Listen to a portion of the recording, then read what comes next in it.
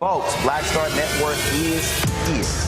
Hold no punches. I'm real revolutionary right now. Support this man, Black Media. He makes sure that our stories are told.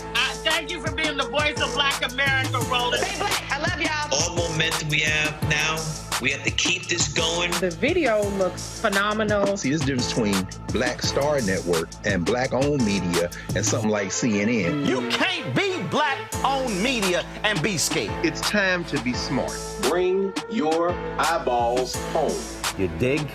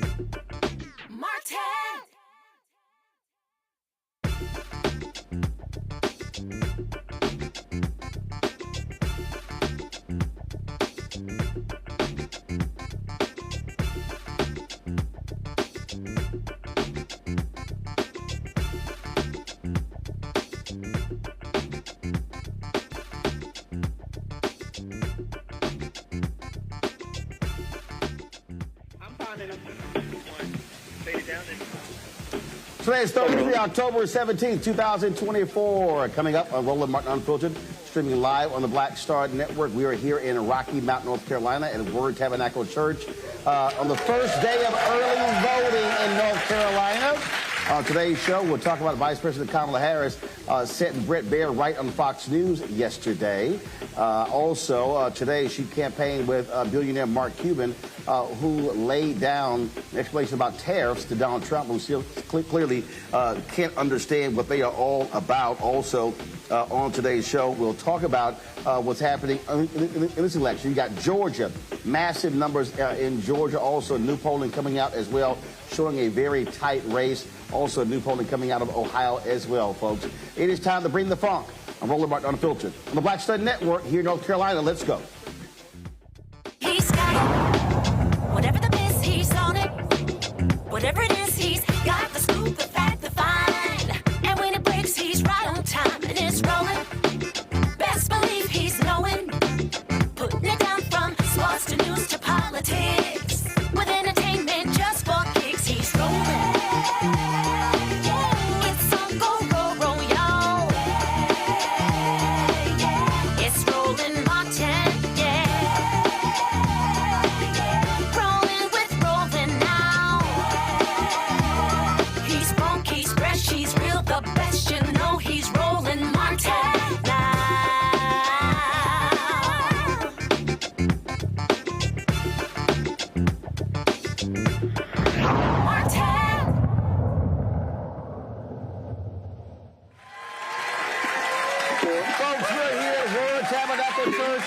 Rocky Mount, North Carolina.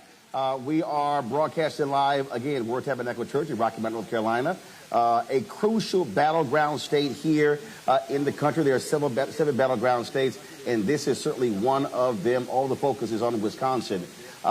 With Wisconsin, you have, of course, Pennsylvania, you have Michigan, North Carolina, Georgia, Arizona, and Nevada. And so all the attention is on these 7 states that will determine the next president of the United States. Early voting begins today in North Carolina, and folks at the polls very early this morning. I stopped by 3 early voting locations, and they said folks were lined up. I talked to one woman. She said it was so many people. She said, look, I'll come back this afternoon because there's too many folks in line, which is always a good thing. Now in Georgia, they broke their first day record. Nearly 300,000 folks voted on the first day in Georgia. Black turnout was off the charts, and we were seeing significant turnout in Pennsylvania.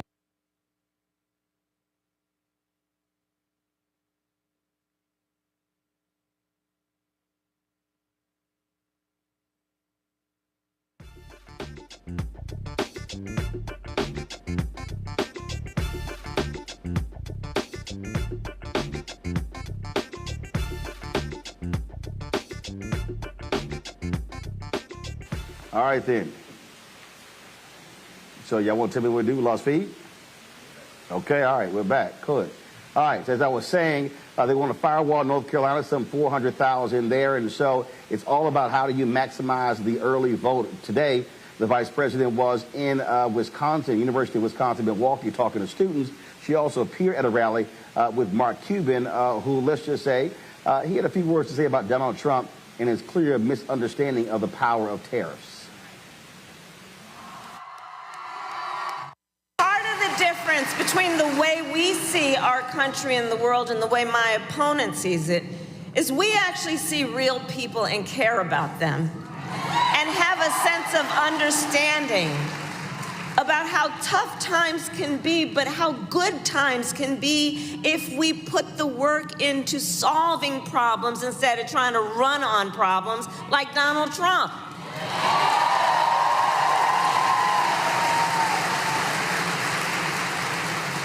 And so that's why we will also lower costs on everything from healthcare to groceries, including taking on corporate price gouging, which I've done before and I will do again.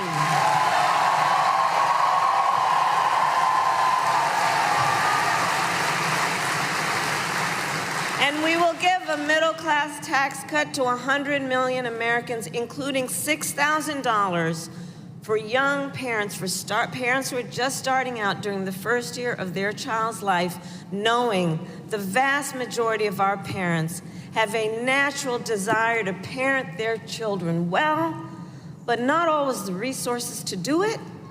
And so this is about helping folks out to be able to buy a car seat and a crib just during that most critical phase of their child's development. This is all about dignity. And this is about understanding.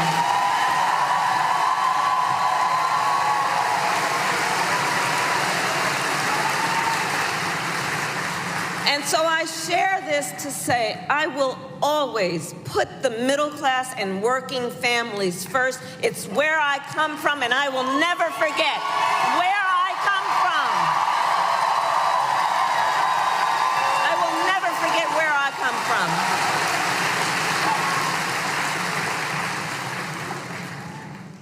Now, Donald Trump has a different plan. I love you back, by the way. Thank you. Donald Trump has a different plan. So just Google Project 2025. Now we're at a place of higher learning, so I must say, I can't believe they put that thing in writing. I really can't. They put it in writing, they bound it, like they bound it and handed it out. So look, we read it. Right? It's a detailed and dangerous blueprint for what he will do if he is elected president. You know, I've said many times, you've heard me say, Donald Trump is an unserious man, and the consequences of him ever getting his foot back in the Oval Office are brutally serious. Brutally serious. So Donald Trump, right? That's why we're here together, and we're here because we know we got work to do still. Donald Trump will give billionaires and corporations massive tax cuts. He will cut Social Security and Medicare. He will get rid of the $35 cap on insulin for seniors. He will make it easier for companies to, check this out, he will make it easier for companies to deny overtime pay for workers. And will impose what I have named a Trump sales tax, because essentially he plans on putting a 20% tax, if not higher, on everyday basic necessities, which economists have estimated will cost the average American $4,000 more a year. And on top of all of this, Donald Trump intends to end the Affordable Care Act. And he has no plan to replace it. You guys watched the debate. He has, quote, concepts of a plan. Concepts.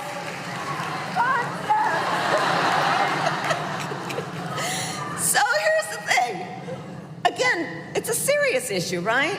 So he's going to threaten the health insurance coverage of 45 million people in America based on a concept. Taking us back to when insurance companies had the power to deny people with pre-existing conditions. You remember what that was? Well, we are not going back. At the same rally, Mark Cuban shared his thoughts about Trump and tariffs. You know, in my career, I've learned a lot about business, including how tariffs work. Now, let me just ask you a question. You all know anybody who doesn't know how tariffs work? All right, I'll give you a hint. That other guy. Now, he has this crazy notion that putting a tariff of 60% on every single product imported from China is a good idea. Let me just tell you, this man has so little understanding of tariffs, he thinks that China pays for them. This is the same guy who also thought that Mexico would pay for the wall, so there's no Mexico.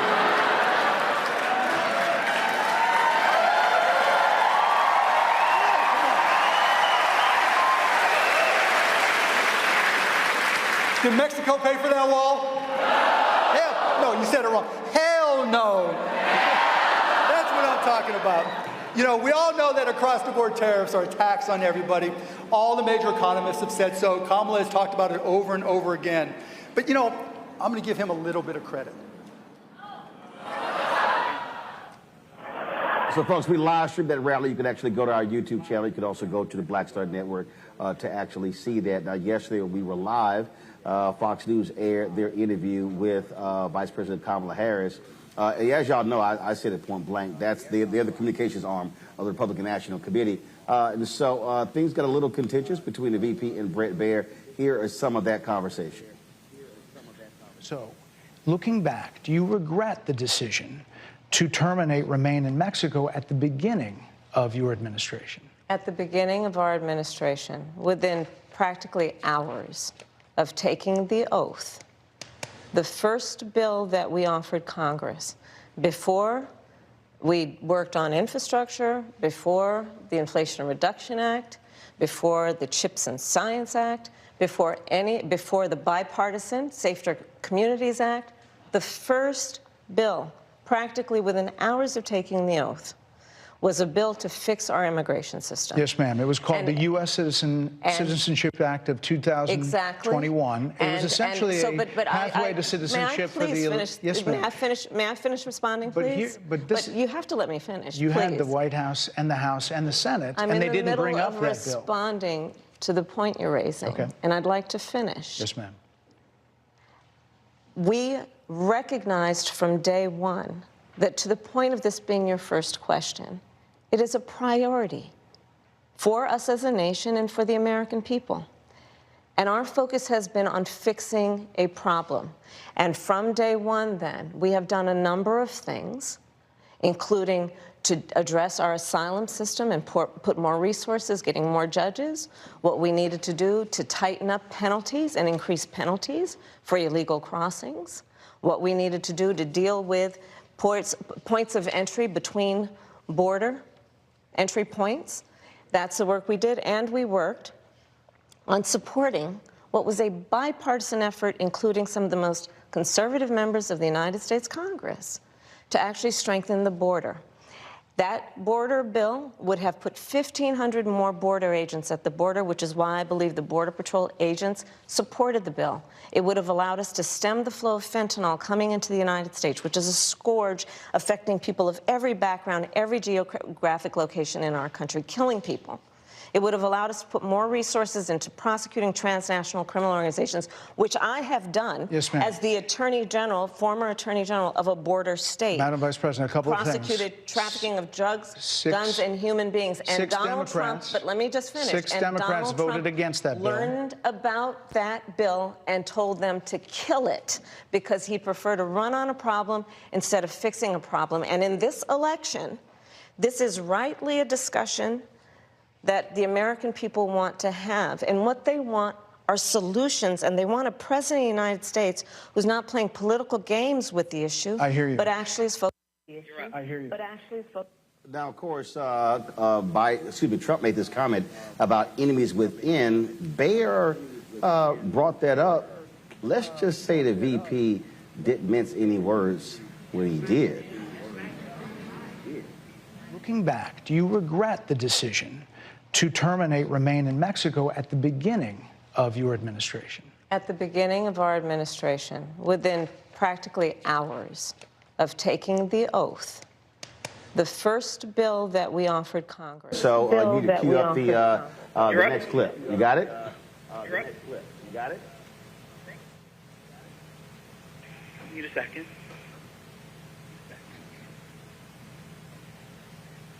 And so this is one where he's been talking about the rallies, the enemy within, criticizing the left and Democrats. Then, of course, he was on the Fox News for a so-called women's town hall, which was actually packed with Republican supporters. And so there was no transparency there. Of course, Harris Faulkner said nothing about that in terms of who was actually in the room. So it wasn't a real town hall of folks asking questions. It was really a Republican luncheon. All right, are we ready for the clip? We asked that question to the former president today. Harris Faulkner had a town hall, and this is how he responded. I I heard about that. They were saying I was like threatening. I'm not threatening anybody. They're the ones doing the threatening. They do phony investigations. I've been investigated more than Alphonse Capone. He was the greatest gangster. No, it's true. No, but think of it. It's called weaponization of government. It's a terrible thing. So, Brett, I'm sorry, and with all due respect, that clip was not what he has been saying about the enemy within that he has repeated when he's speaking about the American people. That's not what you just showed. Well, he was asked about that specific... No, that's not what you just showed. In all fairness and respect to you... I'm telling you, that was the question that we asked him. You didn't show that, and here's the bottom line. He has repeated it many times, and you and I both know that. And you and I both know that he has talked about turning the American military on the American people. He has talked about going after people who are engaged in peaceful protest. He has talked about locking people up because they disagree with him. This is a democracy. And in a democracy, the President of the United States, in the United States of America, should be willing to be able to handle criticism without saying he'd lock people up for doing it. And this is what is at stake, which is why you have someone like the former chairman of the Joint Chiefs of Staff saying what Mark Milley has said about Donald Trump being a threat to the United States of America. Well, they didn't like that answer. Let's bring in our panel. Dr. Dola Haynes, of course, Georgetown University School of Foreign Service. Dr. Greg Carr, Department of Afro-American Studies at Howard University, also along Victoria Burke, Black Press USA. Nola, I'll start with you. That interview got 8.1 million viewers on Fox, combined with the replay, some 9.5 million, the largest that show has gotten since 2020. And a little feisty there. And of course, you hear all these people sitting here talking about, well, how she went on there. But you will never see Donald Trump go on MSNBC and take any questions, will you? No, never at all. No, never at all. Feistiness is very different from being combative, from being insulting. And, you know, the vice president, she did what she had to do, because if she didn't, that would have been that entire interview would have been a gotcha interview. It would not have been facts-based, just like the clip that he showed that had nothing to do with his comments about imprisoning Americans simply because they disagree with him. And for her to stand there, look that man dead in his face, like with the stare, it's like, what you're not about to do is play in my face.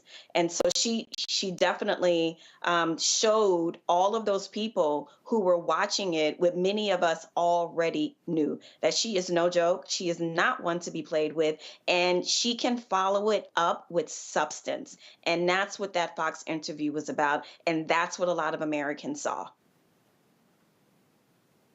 Lauren, again, it was a 26-minute interview, and there, of course, everybody lauded him, saying, oh, he's a journalist. But let's be real clear.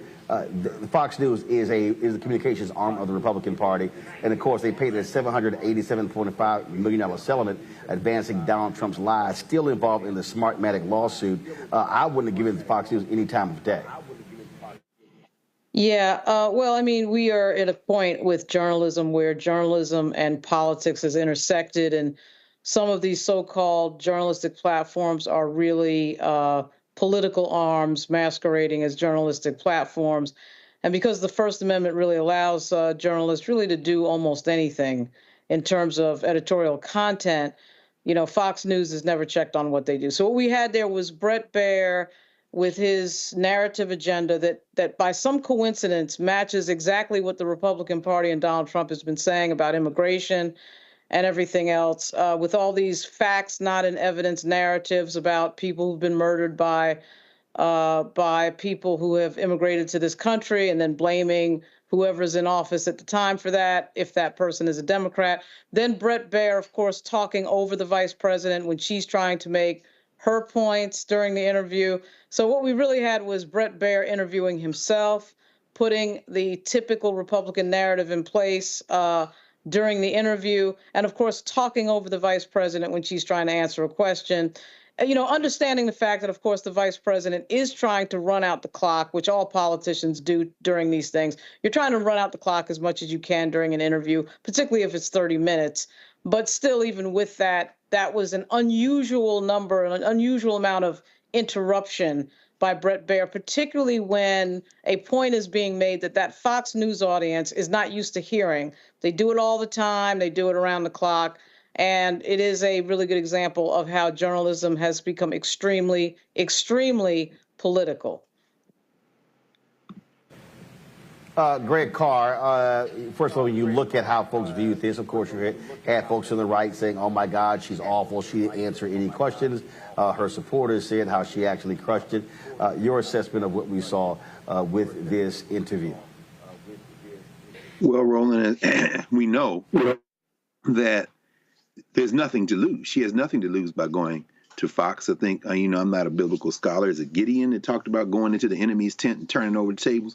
So anyone who watches Fox, the biggest legacy media news station there is around, is probably not going to change their mind. Maybe some people, maybe some will, maybe some won't. But the key there is, she's in full spectrum, kind of everywhere at once mode now. I mean, she sat with you finally. And, like Lauren said, these things have blended so much that she's in the Shade Room. She's in the Breakfast Club. She's with Howard Stern. Call Me Daddy. She's everywhere. You can't beat Trump in terms of the wall-to-wall exposure because he's dropped all pretenses. And when you commingle that with his diminished mental capacity, whether he's swaying to the tunes of everything from Dixie to whatever else they can throw on to opera, standing next to the dog killer Kristi Noem, or whether he's just blurting out his absurdities. He's going to get coverage everywhere. But what she seems to have done now is basically say, I'm here. What you going to do? It does communicate strength. Now, as you opened, the early voting in Georgia, over the 300,000 mark, 2 days in a row, over nearly 700,000 early votes already cast in Pennsylvania, sitting there in North Carolina, and I always shout out to Rocky Mount, the home of Buck Leonard and Thelonious Monk and all those heroes down there. We know that now the key is to treat every day between now and November 5th as election day. Take November the 5th out of play, if we can, by early voting. So I think that interview where she punched Bret Baier in the face, and even Brit Hume had to admit, she scored some points. Yeah, Bret Baier last night played the stand-in for Donald Trump. And slapping him around is as close as she'll get to slapping around a coward who is ducking her.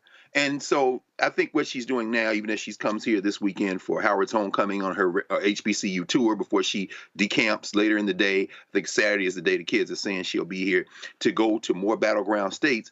She is now, looks like she's treating every day between now and November the 5th as a get out the vote opportunity and going as full spectrum as she can in mass media. And hell, that seems to me to be a pretty good strategy. All right, folks, we're going to go to a break. We come back. We're going to chat with our faith panel about what's happening here in North Carolina. Again, a crucial battleground state. We're broadcasting live here at Word Tabernacle Church in Rocky Mount, North Carolina. We'll be right back on Roland Martin Unfiltered on the Black Star Network.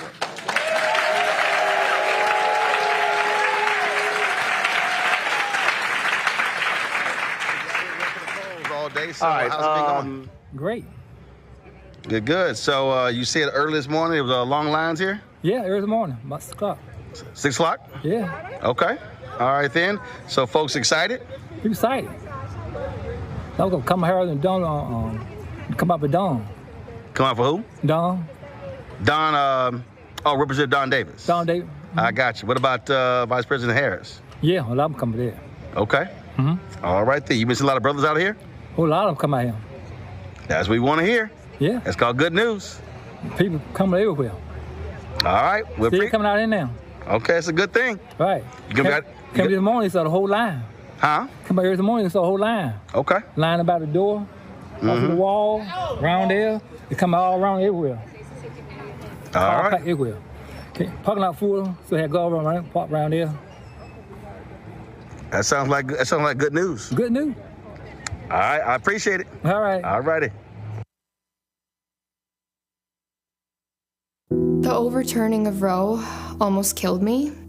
I had a blood clot in my uterus that caused my labor to have to be induced because of the overturn of Roe v. Wade. I wasn't able to get life-saving treatment sooner. I almost died. And that's because of the decision that Donald Trump made.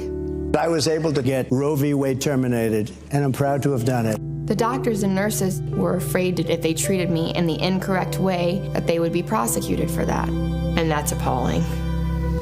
Donald Trump says that women should be punished. Do you believe in punishment for abortion? There has to be some form of punishment. For the woman? Yeah. I believe that women should have reproductive freedom to make the choices about their own bodies. 4 more years of Donald Trump means that women's rights will continue to be taken away one by one by one by one. This has to stop because women are dying. I'm Kamala Harris, and I approve this message. He told us who he was. Should abortion be punished? There has to be some form of punishment. Then he showed us. For 54 years, they were trying to get Roe v. Wade terminated, and I did it, and I'm proud to have done it. Now Donald Trump wants to go further with plans to restrict birth control, ban abortion nationwide, even monitor women's pregnancies. We know who Donald Trump is. He'll take control. We'll pay the price. I'm Kamala Harris, and I approve this message. In 2016, Donald Trump said he would choose only the best people to work in his White House. Now those people have a warning for America. Trump is not fit to be president again. Here's his vice president. Anyone who puts themselves over the Constitution should never be president of the United States. It should come as no surprise that I will not be endorsing Donald Trump this year. His defense secretary. Do you think Trump can be trusted with the nation's secrets ever again? No. I mean, it's just irresponsible action that places our service members at risk, places our nation's security at risk. His national security advisor. Donald Trump will cause a lot of damage. The only thing he cares about is Donald Trump. And the nation's highest-ranking military officer. We don't take an oath to a king or a queen or to a tyrant or a dictator. And we don't take an oath to a wannabe dictator. Take it from the people who knew him best. Donald Trump is a danger to our troops and our democracy. We can't let him lead our country again. I'm Kamala Harris, and I approve this message. Hello, I'm Jamia Pugh. I am from Coatesville, Pennsylvania, just an hour right outside of Philadelphia. My name is Jasmine Pugh. I'm also from Coatesville, Pennsylvania. You are watching Roland Martin Unfiltered. Stay right here. Coming to a wide shot. We're going to the pump. Supposed to do. Okay. That's right. Talk about why that matters. Because our democracy is on the line. And we as black people, we got to be up and in forefront for the woman. Madam Vice President Kamala Harris. And how about you? Same. What do you say to a brother out there who's thinking about sitting on the couch and not voting in this election? Come out here and vote, please. You should keep it real simple. Yes, all right, I appreciate it. Thanks a lot, y'all. Okay, Roland. Thanks a lot, y'all. Okay, Roland. I think he used like 5 words. We're back here at Word Tabernacle Church in Rocky Mount, North Carolina. Glad to be here, folks.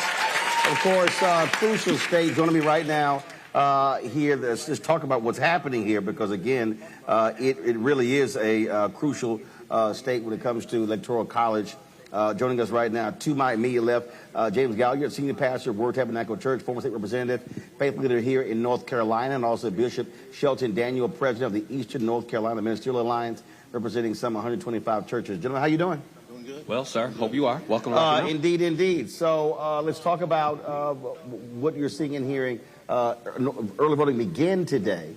What has been the build-up? Were folks prepared to really go out and really drive turnout in Eastern North Carolina? Because so much attention has been focused on the western part of the state, but not really the eastern part. And there are significant black counties and lots of votes in this part of the state.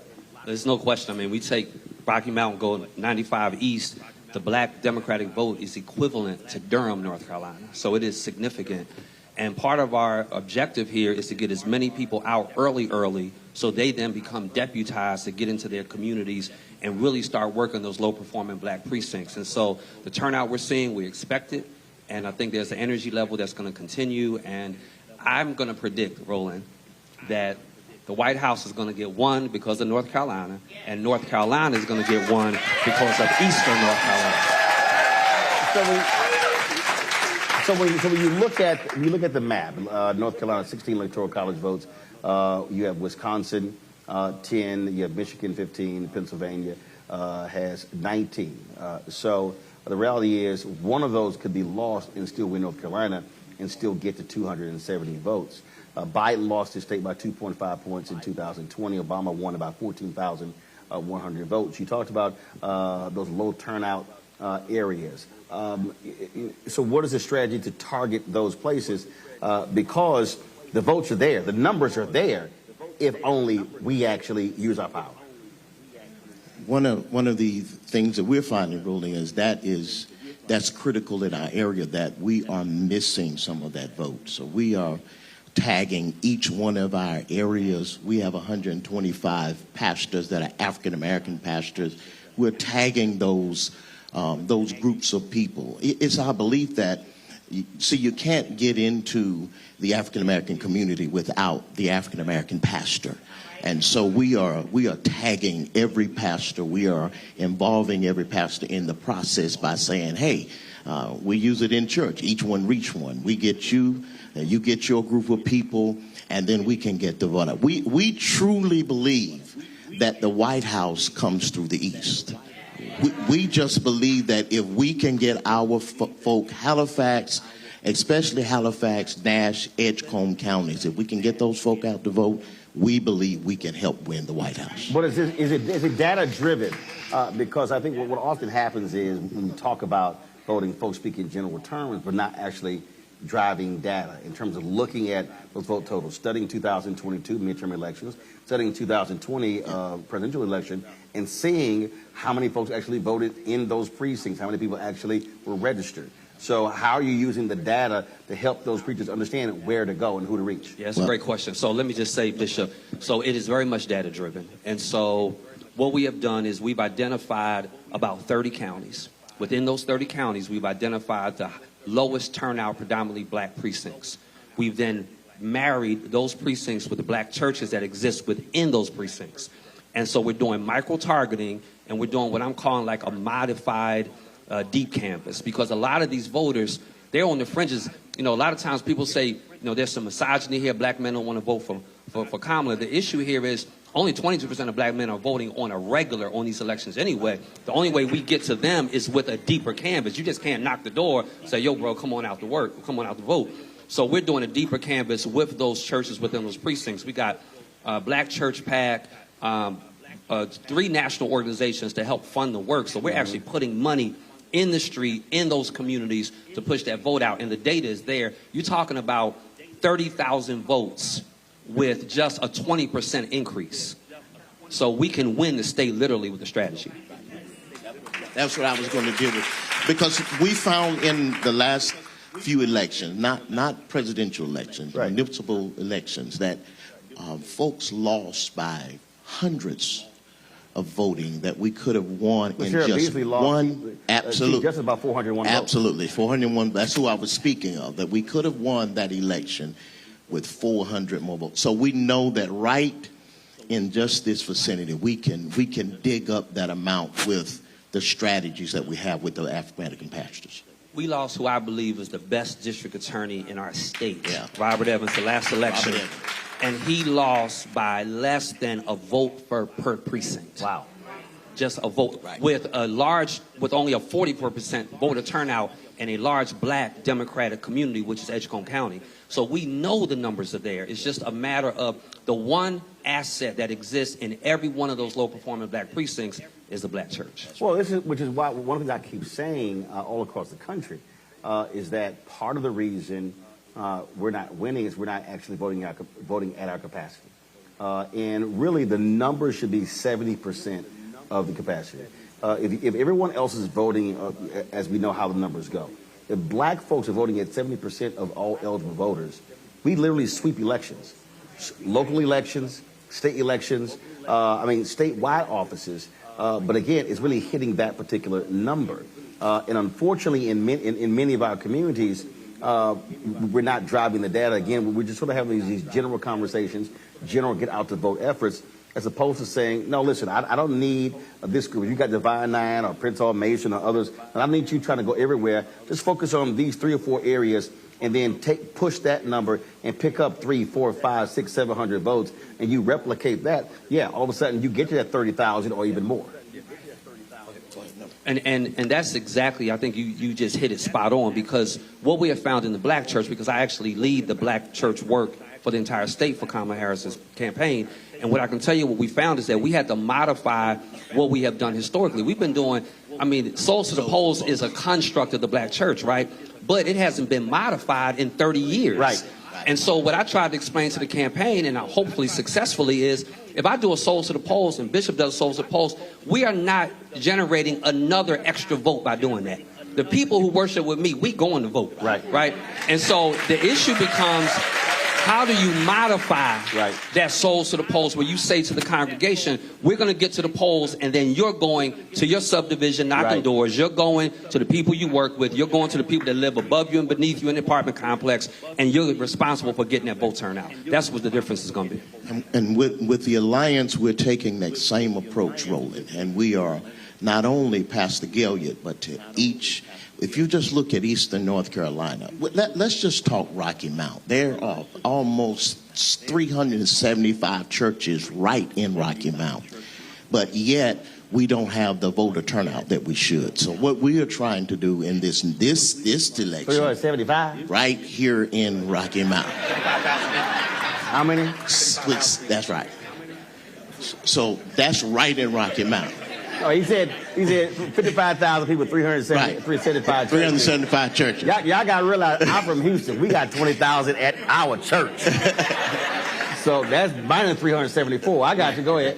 And so when you look at that alone, for Robert to lose, for Sherry to lose, that's a tragedy when we could have won it right here. So what we are doing is we're taking Pastor Gilliard's model, and we are folding it out into not only just the 375 churches in Rocky Mount, but this covers Wilson and Nash and Edgecombe and Halifax and Bertie and other counties that we're trying to fold this out, and we believe that we can win it by doing that. But Roland, there is an elephant in the room. The elephant in the room is that the black church is different. And so, I grew up in an era watching Leon Sullivan and Zion Baptist and various ministers going to Congress and taking over United Negro College Fund and all that. We live in a church.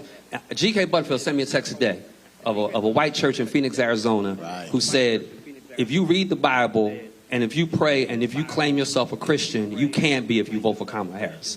And then their LED wall had Bibles and ballots with a bunch of flags. Here's my point. My point is that our white counterparts are not afraid to address political things in their pulpit. No. We are the ones that have been shirking back. Right. And so black pastors need to press the issue of voting, bringing in candidates, challenging people. We got to take this thing all the way up. And we've kind of shirked back over the years. And so part of this is really driving home the point of every black church and and not just black pastors. I'm talking imams or whoever your faith system is. We have to make sure that we're engaging people politically. We have that audience. Now we have to leverage them for more than coming to Jesus. I tell folk, I'm excited that you're going to heaven, but until you get there, I want you stuck in hell, right? And the way we prevent that is by making sure we get to the polls and turn some stuff around. Well, I think that part of it has been because you've had folks who are, scared to death of losing their 501c3 status. Right. But the law is clear. It says you can't endorse a candidate. You can talk about issues. You can literally say, this is where this person stands on these issues. This is where this person stands on these issues, and go from there. So I think that that's been one of the big problems for so many church leaders. But the same thing for many black organizations. When I was at Congressional Black Caucus Foundation, ALC, I hit the leadership of Prince Hall Masons. I was like, where y'all at? Because I've been saying the problem that I have for many of our black institutions, we have all of this capacity. We have international organizations that are national, that are regional, that are state. With D9, they are grad chapters, undergrad chapters. We got programming going all the way down to elementary school. I said, but so much of the focus is actually on internal, not external. I said, if you actually go in a lot of communities, and if folk walk in their colors, there are black folks who have no idea if they see Peaky Green who those folks are.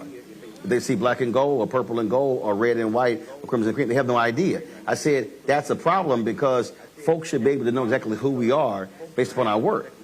And that's the thing, how we have to get all of this organizational capacity to operate differently than how we've been doing over the last 34 years. One of the things that we have found as a struggle, even in this campaign, Roland, is getting those from the outside to understand how the African American church operates. And it is... We say those from the outside, who? Those who don't understand that the African American church is pastor driven. Yeah, but who's on the outside? Well, if you are talking about, like the folks that's working the campaigns. But see, here's the thing, though. They don't grasp that you can't get into Rocky Mount, North Carolina, faith-based community without coming through James Gilliard. No, I understand. And so that's being missed. But see, but I actually want us to reverse that. Because what I'm seeing, part of the reason why I believe that when you look at our numbers nationally is that we have allowed voting to become candidate-driven, party-driven, as opposed to us-driven. So if we establish what our agenda is, then all of a sudden we're actually driving that. That's why we had the Win with Black Men call. So the day Biden drives out, the Win with Black Women call happens every Sunday. And so they had 44,000 on that call that Sunday. We had 55,000 on the Win with Black Men call the next day. We raised $1.5 million. We purposely kept $500,000. And that was one very high-profile person came to me. The sister came to me, and she said, well, a lot of folk with the finance committee were upset and that y'all were the only group, and all the groups that had these calls, that kept some of the money. I was like, I know, it was my idea.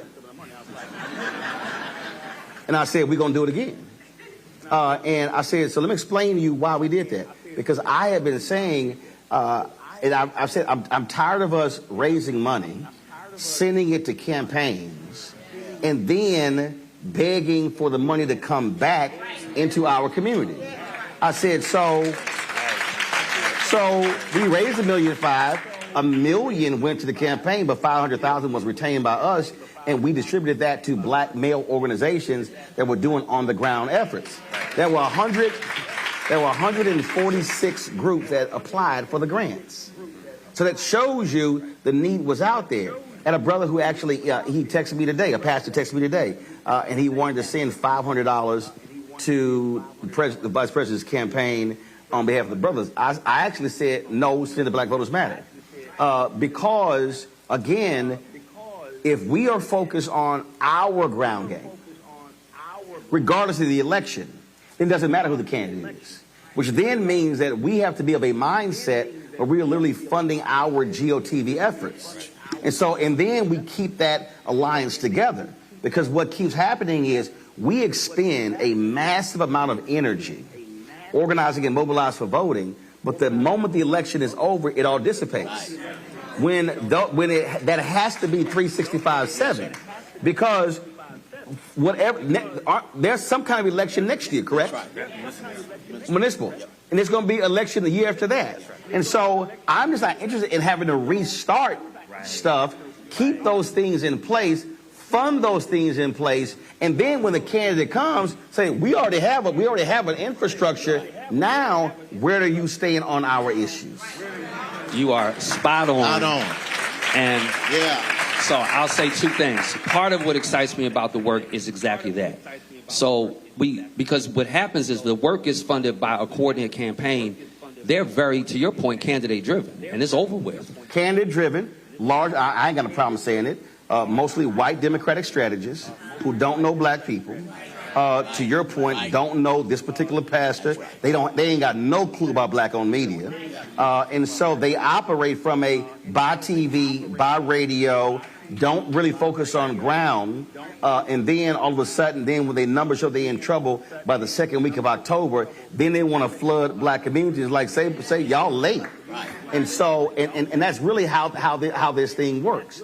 And so my whole deal is like, we can't wait on them, because whoever wins or loses impacts us. So I'm just not interested in waiting on a candidate. That's why my whole deal is like, when they come, it's like, we good. We've already mobilized, we organized. Now what y'all want to do, can you supplement? And when you come in, you're not now telling us how to actually do this. And I mean, just full transparency, that's part of why the work we're doing is beginning to work. But we spent the first several months of the work wrestling the work away from politicians. Right. To say to them, we know the black church better than you do. So you do what you do, let us do what we do. But also, you know the area well. Because also, what people don't realize, most of the average person doesn't realize, the way these campaigns work, they will bring in people to states who ain't even from the state. So they'll bring in, you have statewide campaign managers from other states, because especially U.S. Senate races, because the Republican or the Democratic Senate campaign committee, they have these strategists, and you like, do you even know this place? So then they hire staff. They don't know the media. They don't know the key voices in a community, and so all of a sudden they come in, and then you're like, why y'all call them? Because they think, well, so-and-so has a large church. Yeah, but don't nobody know him. And so that's the whole piece, I think, a part of the deal. So my deal is that we do it on the show constantly, trying to get our people to understand, no. We take ownership of what's ours. If the black community is ours, we run this, we control this, we're going to tell you how this goes, and we're able to say, and then it's two things. I can push the button and deliver, or I can not push the button and you guaranteed to lose. Right. So, but I do want to talk about the gap that I think exists, because of our trinity being HBCUs, Divine Nine, and the black church. We kind of have become our own unique clique. And so we're not good. It's almost like a person gets saved, but they've been saved for 25 years. They don't hardly even run with nobody unsaved anymore. So you tell them to go out there and find somebody to say they're too detached. Right. So our Divine Nines, HBCUs, black churches, we've become very detached from people within our community that are not black church, Divine Nine, or HBCU. And so we're going to have to do a better job of digging deeper into those communities. And that's relational. That's not transactional. Right. So you can't pull that off in 6 weeks, 8 weeks, 10 weeks prior to the election, to your point of why we need a robust long-term strategy. Well, go ahead. And that's what was missing here in the East. And that's what I was talking about, them not being able to get to our folks without getting through us. That's what was missing. We've waited until the last couple of weeks, possibly, that we finally started to get the information and the resources to get the things done that we need. And so what Pastor Gail and I are working on is a way that come December, November, when this is over, it doesn't end for us. It starts all over, and we're getting ready for the next cycle so we can know how to push the right buttons to get our folks together. Right, but see, right there, though, that's why I'll freeze it. There is no next cycle. That's my whole point. We actually can't think cycles. I think what we have to do is we have to actually think days. Gotcha. So perfect example. So this is sort of how, let me do this here. I'm going to go to a quick break. Panel, y'all get ready for your questions in the next break. I'm going to go to a quick break, and we're going to come back, pick up on this, because, we talk about this a whole lot on this show, because I'm trying to get our folks nationally to think completely different in terms of how we approach community-based issues, because it also, you can't do any of those things without an organization. You simply can't do it as an individual. So I'm going to think about that when we come back. Let me take a quick break. We're at Word Tabernacle Church here, Rocky Mount, North Carolina, folks. You're watching Roland Martin Unfiltered right here in the Black Star Network.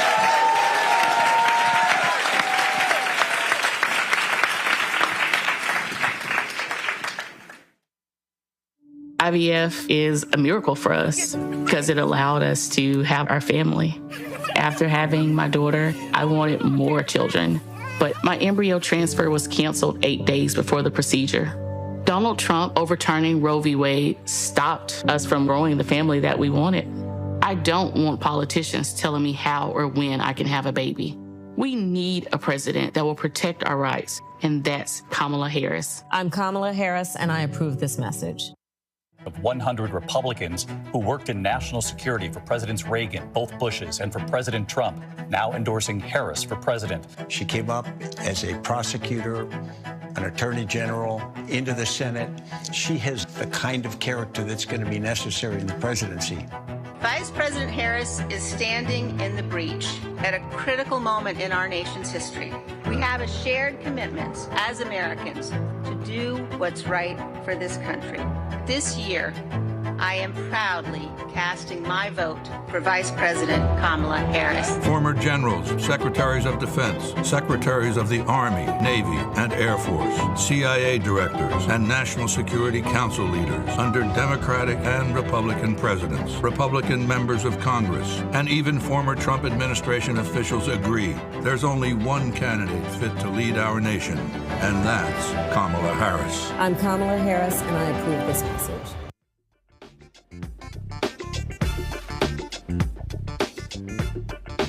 Said you drove? Yeah. So y'all had your whole election game plan down? Yeah. So explain to folks who watch it why it was so important for you to vote early. I want to get my vote in. I mean, early the better. Yes. How about you? President, we want the best person for the presidency. And who's that? Kamala Harris. That's the person. All right. I appreciate it. All right. Y'all handle it. Thanks a lot. Okay. All right. All right, folks. Welcome back to Rocky Mount, North Carolina, Word Tabernacle Baptist Church. The point I was making before we went to the break, again, in terms of when I talk about our infrastructure and how there's no cycle. So you have a gubernatorial race. Okay, the presidential race, you have other statewide races. So let's say, and based upon the polling data, let's say Stein wins. Okay, what then is the black Eastern North Carolina agenda? So elections November 5th. Fine, we either party or cry on November 6th. And then we back in planning on November 7th. So between November 7th and the inauguration, then we should be meeting saying for the gubernatorial race, what's the black agenda for the governor? And then what's the black agenda for the president? So when the inauguration happens, all of a sudden then, after all the party and the balls, they're presented with a plan. What often happens is we just dissipate after the election, go away, and then go, oh my goodness, what's our agenda? And so that's what I mean, not even thinking from a cycle standpoint, meaning it's just constant and ongoing. Yesterday was the 29th anniversary of the Million Man March. And what happened? You had all these Million Man March organizing committees and all of this energy, all this excitement. 1 million people show up almost 30 years ago. 400,000 show up for the 10th anniversary. 200,000 show up for the 20th anniversary. So that's 1.6 million folk combined. What actually still exists from all of that gathering? And that's my point. I'm not interested in continuing having gatherings with no results that actually last. And I think, you're spot on. I mean, we have to have clear black political agenda. And it's more than, it's what happens in our what happens in our community for delivering this vote and getting this person elected. And so I do think you're right. That has to be a part of the step, not just getting people over the finish line, but, okay, what's going to happen for our community. So I think you're spot on. Absolutely. So you got to jump out to go on a national clergy call, right? Okay, so you can go ahead and bounce. All right, we got you. You can stay, Bishop. We're going to take questions because he was like, I got to call at 7. See, I told him I'm going to get you for your call at 7 o'clock. See, I got the clock. I'm good. Questions from our panel for Bishop. I'll start with you, Laura Burke. Have we heard anything about the turnout in North Carolina on the first day? Are there any records being set like in Georgia? And I haven't seen the numbers as of yet. We were planning for this tonight, so we'll know in just a little while what those numbers were. We pushed very hard in the East to make sure that our folks got out on the very first day. And so we hope we'll have numbers in just a few hours of what to date. I don't know if anyone has those numbers already. Greg. Thank you, Bishop. Earlier, Pastor Gallia brought up an observation about these white Christian nationalists. In 1829, David Walker would say they are not in fact Christians, but the devil.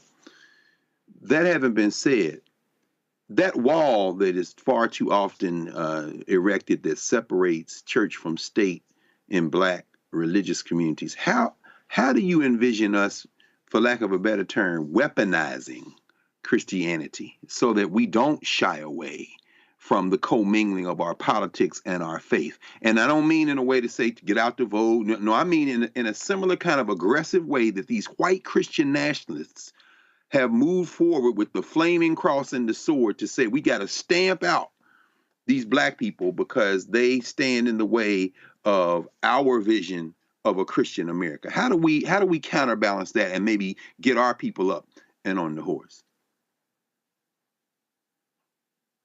What an amazing insight. It is what we are seeing with this whole movement of folks declaring Christianity, but it's really not Christianity. They are claiming, as Donald Trump stands around with his Bible upside down, they are claiming to love Christ, but it is impossible to love Christ and offer some of the packages and things that Donald Trump is offering as we move forward. That's why democracy is on trial, because we have to make sure that someone who has no real connection with our Christ does not end up in office, because it's going to affect us. So we have to make sure that our people are clear that it's really not Christianity. Nola. Thank you so much for your very wise comments. So I will be in North Carolina canvassing with the campaign next weekend. I'm very excited to do that. And if anyone sees me out there, please say hello. I'm very excited to come and join that particular battle. But my question is this. Pastor Gilliard had mentioned something very important to me. I do not fit within a Trinity. And there are many people that I know that do not fit within the Trinity.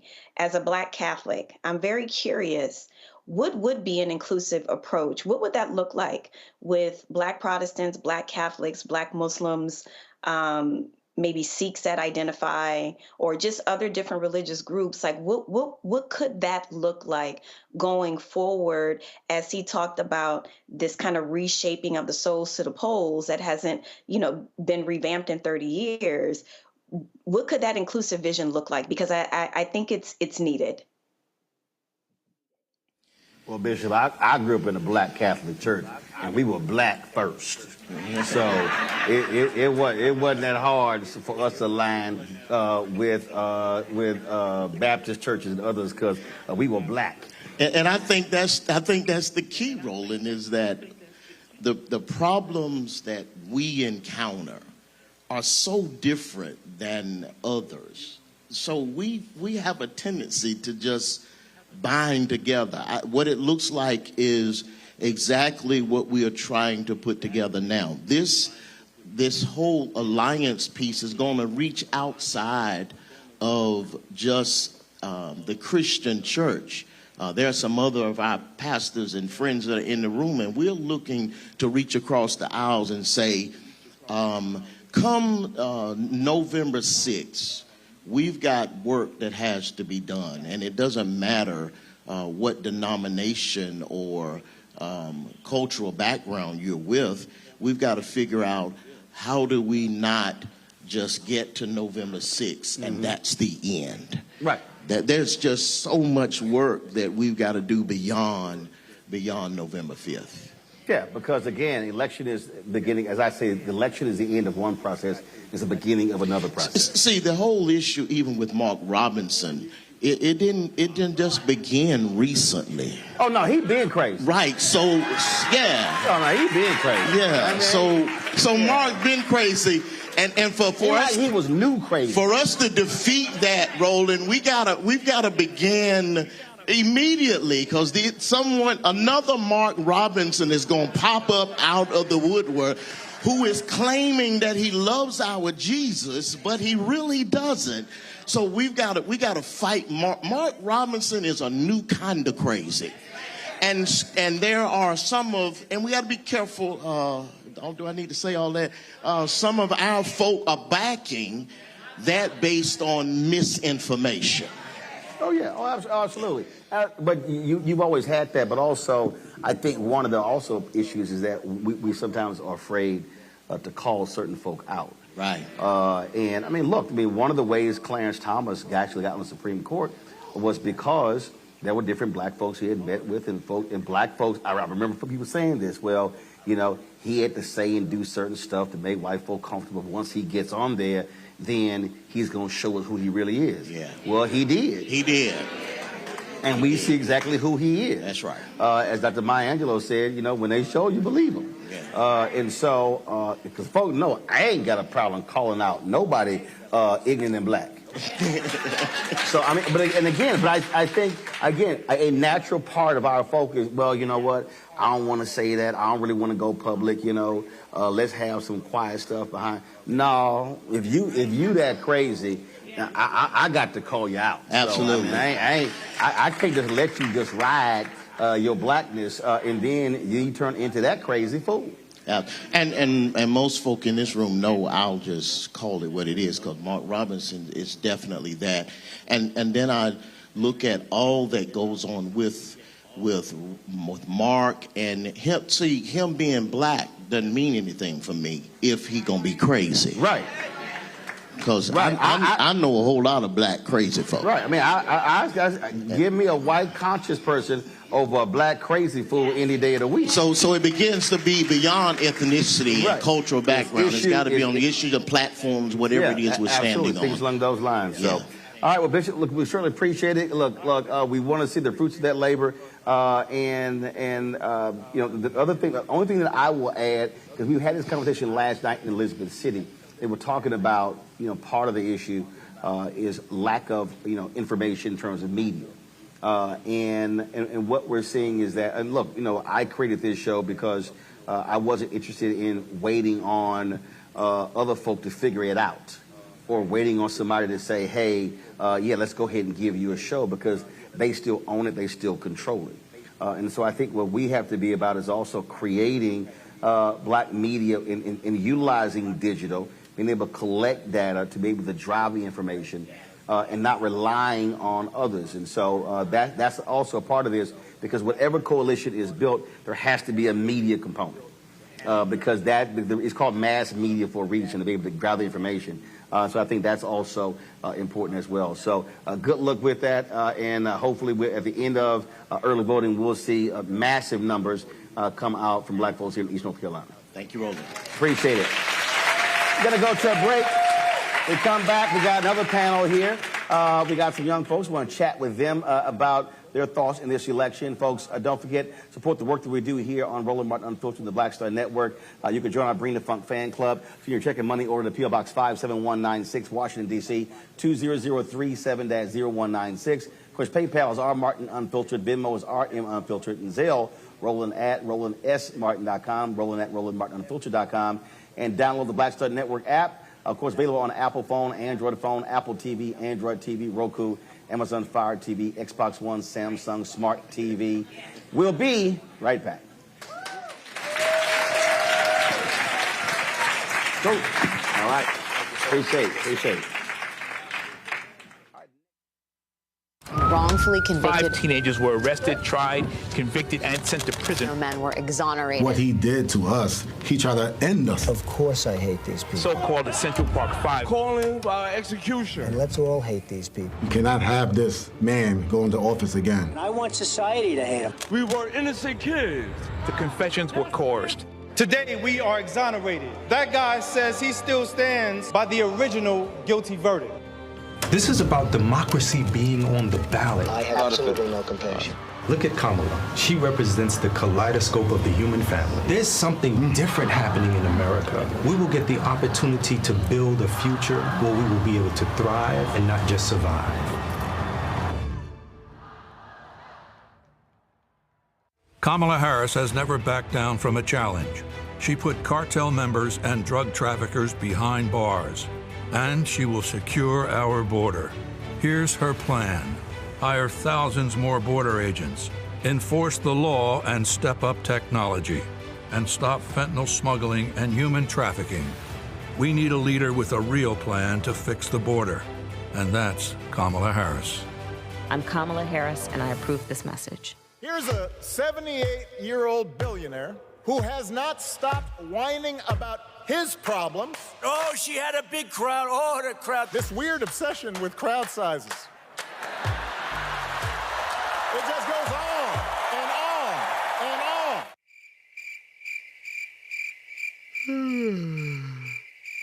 America's ready for a new chapter. We are ready for a President Kamala Harris. I'm Kamala Harris, and I approve this message. Jill Stein, Green Party candidate for president. So why are Trump's close allies helping her? Stein was key to Trump's 2016 wins in battleground states. She's not sorry she helped Trump win. That's why a vote for Stein is really a vote for Trump. Jill Stein, I like her very much. You know why? She takes 100% from them. I'm Kamala Harris, and I approve this message. The overturning of Roe almost killed me. I had a blood clot in my uterus that caused my labor to have to be induced because of the overturn of Roe v. Wade. I wasn't able to get life-saving treatment sooner. I almost died. And that's because of the decision that Donald Trump made. I was able to get Roe v. Wade terminated, and I'm proud to have done it. The doctors and nurses were afraid that if they treated me in the incorrect way, that they would be prosecuted for that. And that's appalling. Donald Trump says that women should be punished. Do you believe in punishment for abortion? There has to be some form of punishment. For the woman? Yeah. I believe that women should have reproductive freedom to make the choices about their own bodies. 4 more years of Donald Trump means that women's rights will continue to be taken away one by one by one by one. This has to stop because women are dying. I'm Kamala Harris, and I approve this message. Hold up. So why is coming out here to vote important for you? Why am I voting for her? Because she is the right person for the job. She is strong, and she has a heart of gold, and she is just an intelligent woman. You know, not to mention that she represents the best of who we are, and she wants to take us forward, move us forward, and she's doing it in an intelligent way, you know, with sophistication and love for everybody, and she's just a powerful, strong woman, and I admire her so much for all that she has already done and that she will do to move our country forward and bring us all under the same umbrella, the umbrella of democracy and fairness for all. And I take it you wouldn't mind seeing a lot of pink and green on January 20th on the mall in Washington, huh, for inauguration? Yes, sir. You got that right, brother. Absolutely. All right. I appreciate it. All right.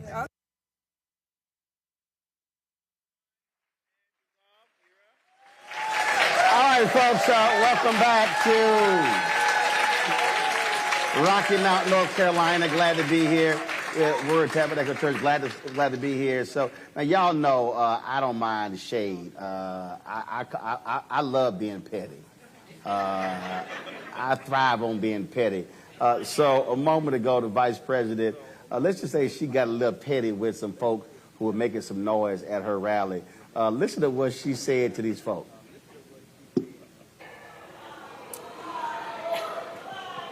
Oh, you guys are at the wrong rally. Oh, you guys are at the wrong rally. 30.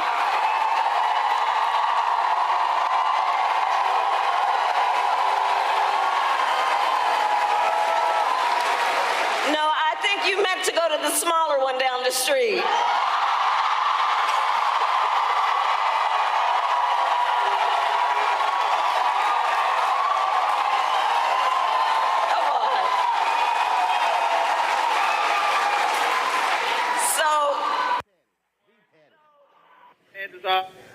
That's what I'm saying. That's what I like. I ain't got a problem being petty.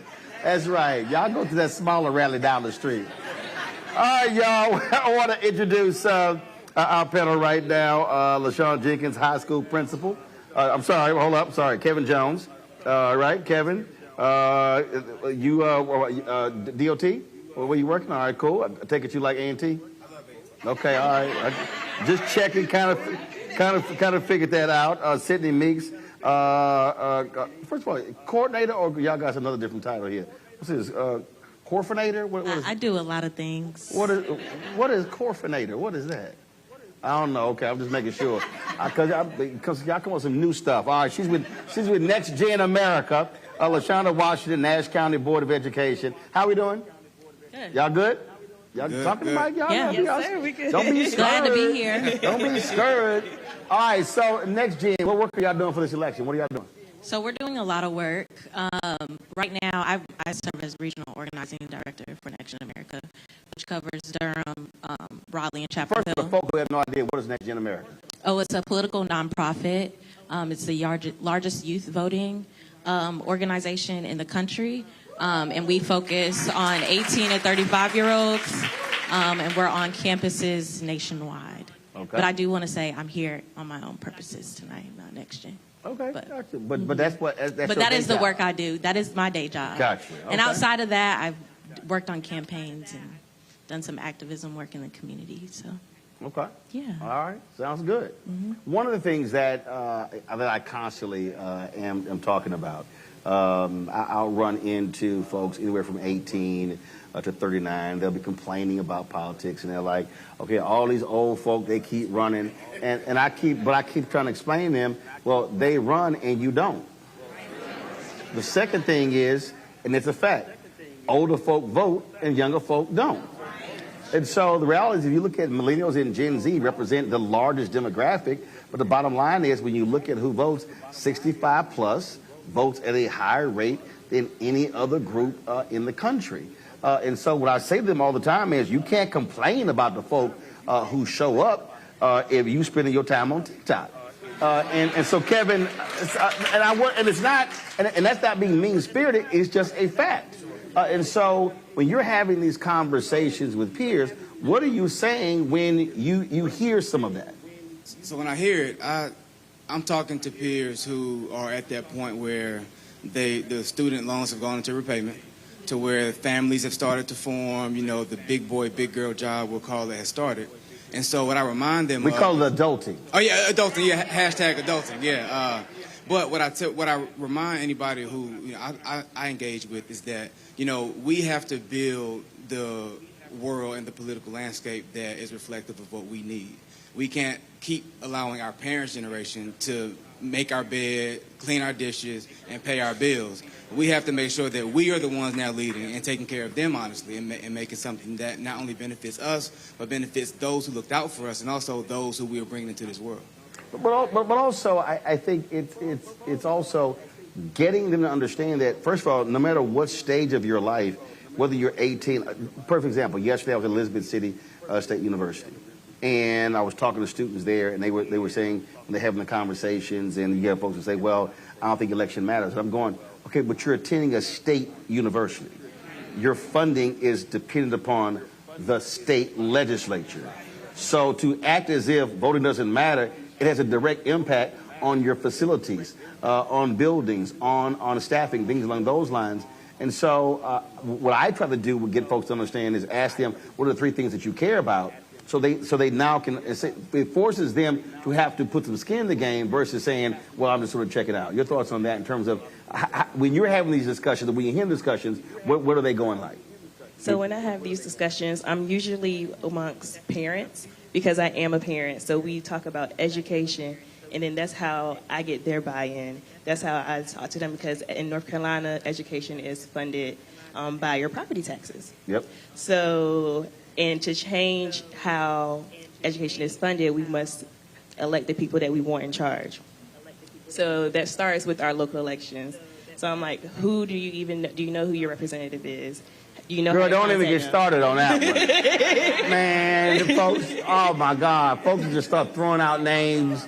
And they do. And they have no idea. And it's kind of like, no, that is not your council member. Right. That's a member of Congress.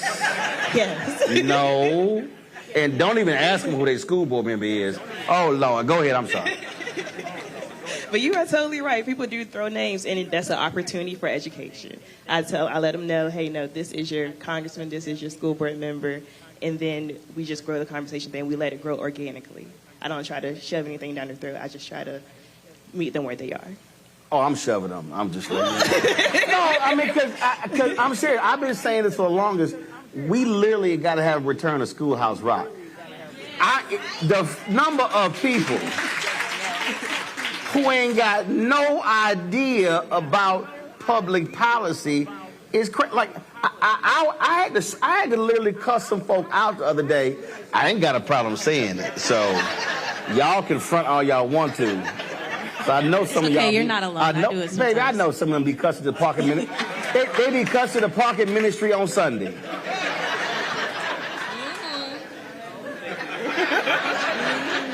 Y'all know I ain't lying. When they tell you can't park somewhere, y'all be like, what? But seriously, when we were talking about just no understanding, like I had to cuss somebody out 2 days ago. They were acting a fool, saying, well, Vice President Kamala Harris's plan, you know, is not black male specific. And I said, fool, you cannot pass a bill that is specifically for one group based upon race. They were mad because it said, and others. I'm like, yeah, fool, because you can't do that. And these people are I ain't trying to meet them where they are. I'm trying to meet them outside. And it drives me crazy because they didn't promote that stuff. And people walk around saying, well, you know, it ain't black male specific, or it's not black specific, so therefore I'm not buying it. You can't do that. Right, and which leads honestly to misinformation. And speaking of Madam Vice President, there's been a ton of misinformation regarding her record in California. Oh, she done locked up 85,000 black men. Right, which is, if you actually look, she didn't. They called her soft on crime, actually. So I think one of the things that I do is ask people, okay, who in your circle and your sphere do you care about? So for me, I have a sister who is a black gay woman in America. So whether we agree or disagree on that, as Christians, she should not be hated or killed for who she loves, right? I have a brother who is a type 1 diabetic. I can't tell you how many conversations we've had in our household as he was growing up about paying for insulin. Me being a survivor of rape and sexual assault, attack on reproductive rights. If it had happened where I got into a situation where I got pregnant and we're in today's times, right, I'm going to have to suffer and go through a pregnancy because you all think I should have one? Y'all going to take care of this baby? No. And we see that with legislation. So I think we have to... Because they're not pro-life. They anti-abortion. They're not pro-life. Right. Because if you were pro-life, you would fund free food in schools. Right. We wouldn't have the candidate that's running for superintendent right now in North Carolina. You're talking about crazy. She's absolutely crazy. Yeah. And again, these are things that we're actually seeing, but also one of the things that I keep arguing with people when they talk about this election and the vice president, what's happening with the Department of Justice is a perfect example. Damario Solomon-Simmons with Justice for Greenwood joins us right now. And what's happening is the Department of Justice has launched, they're going to do a full review of the Tulsa Race Massacre in 1921. They were in Tulsa interviewing folks for that. And this is a perfect example of when you have a DOJ that actually cares about these type of issues. Damario, are you there? I'm here. What's up, brother? About that because, what's up, brother? Again, this is what, I've discussed this so many different times. When you have a DOJ, a Civil Rights Division, when you have 12 police patterns and practice investigation, one under Trump, when you have $150 million in fines for mortgage discrimination, you can't even talk about what happened under Trump. And this here, caring about these cold cases. So tell us what the DOJ was doing in Tulsa today. Hey, what's going on? Good to see everybody. Listen, the DOJ came for the first time in 103 years related to the Tulsa Race Massacre. They spent a couple of days with us. They met with our survivors, which we have 2 survivors, 110-year-old Viola Ford Fletcher and 109-year-old Leslie Benefield Randall. They also met with what we call first-generation descendants. These are individuals whose parents suffered through the massacre. All of these people are in their 70s. And so we had a very robust couple of days. We gave them a full tour of the Greenwood district, which a lot of people think is one street, but it's actually was 38 to 40 blocks. It's a very huge area, 4 square miles. And so they really got to understand the scope and scale of the massacre. And one thing we impressed upon them and everyone that they met with here in Tulsa, which included elected officials who are also descendants, we want a full investigation. Right now, they're talking about a review and evaluation, but we want a full investigation that will hold the perpetrators accountable. That means those who participated in the massacre who are dead, they need to be named and identified. And those entities like the city, the county, and the Chamber of Commerce, they need to be held accountable. So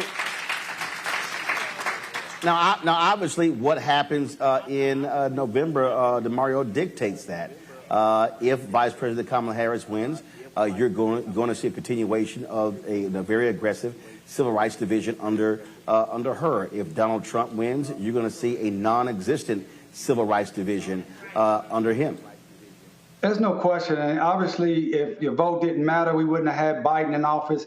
And if Biden is not in office, we wouldn't have Assistant Attorney General Kristen Clark, who authorized this review and evaluation. So votes does matter. And we definitely want to keep this moving forward, not just for what's going on here with the Tulsa Race Massacre, but all our civil rights claims and activities across this nation. So I'm excited, Roland, that you got people there in North Carolina, all around this nation, getting our people out to vote.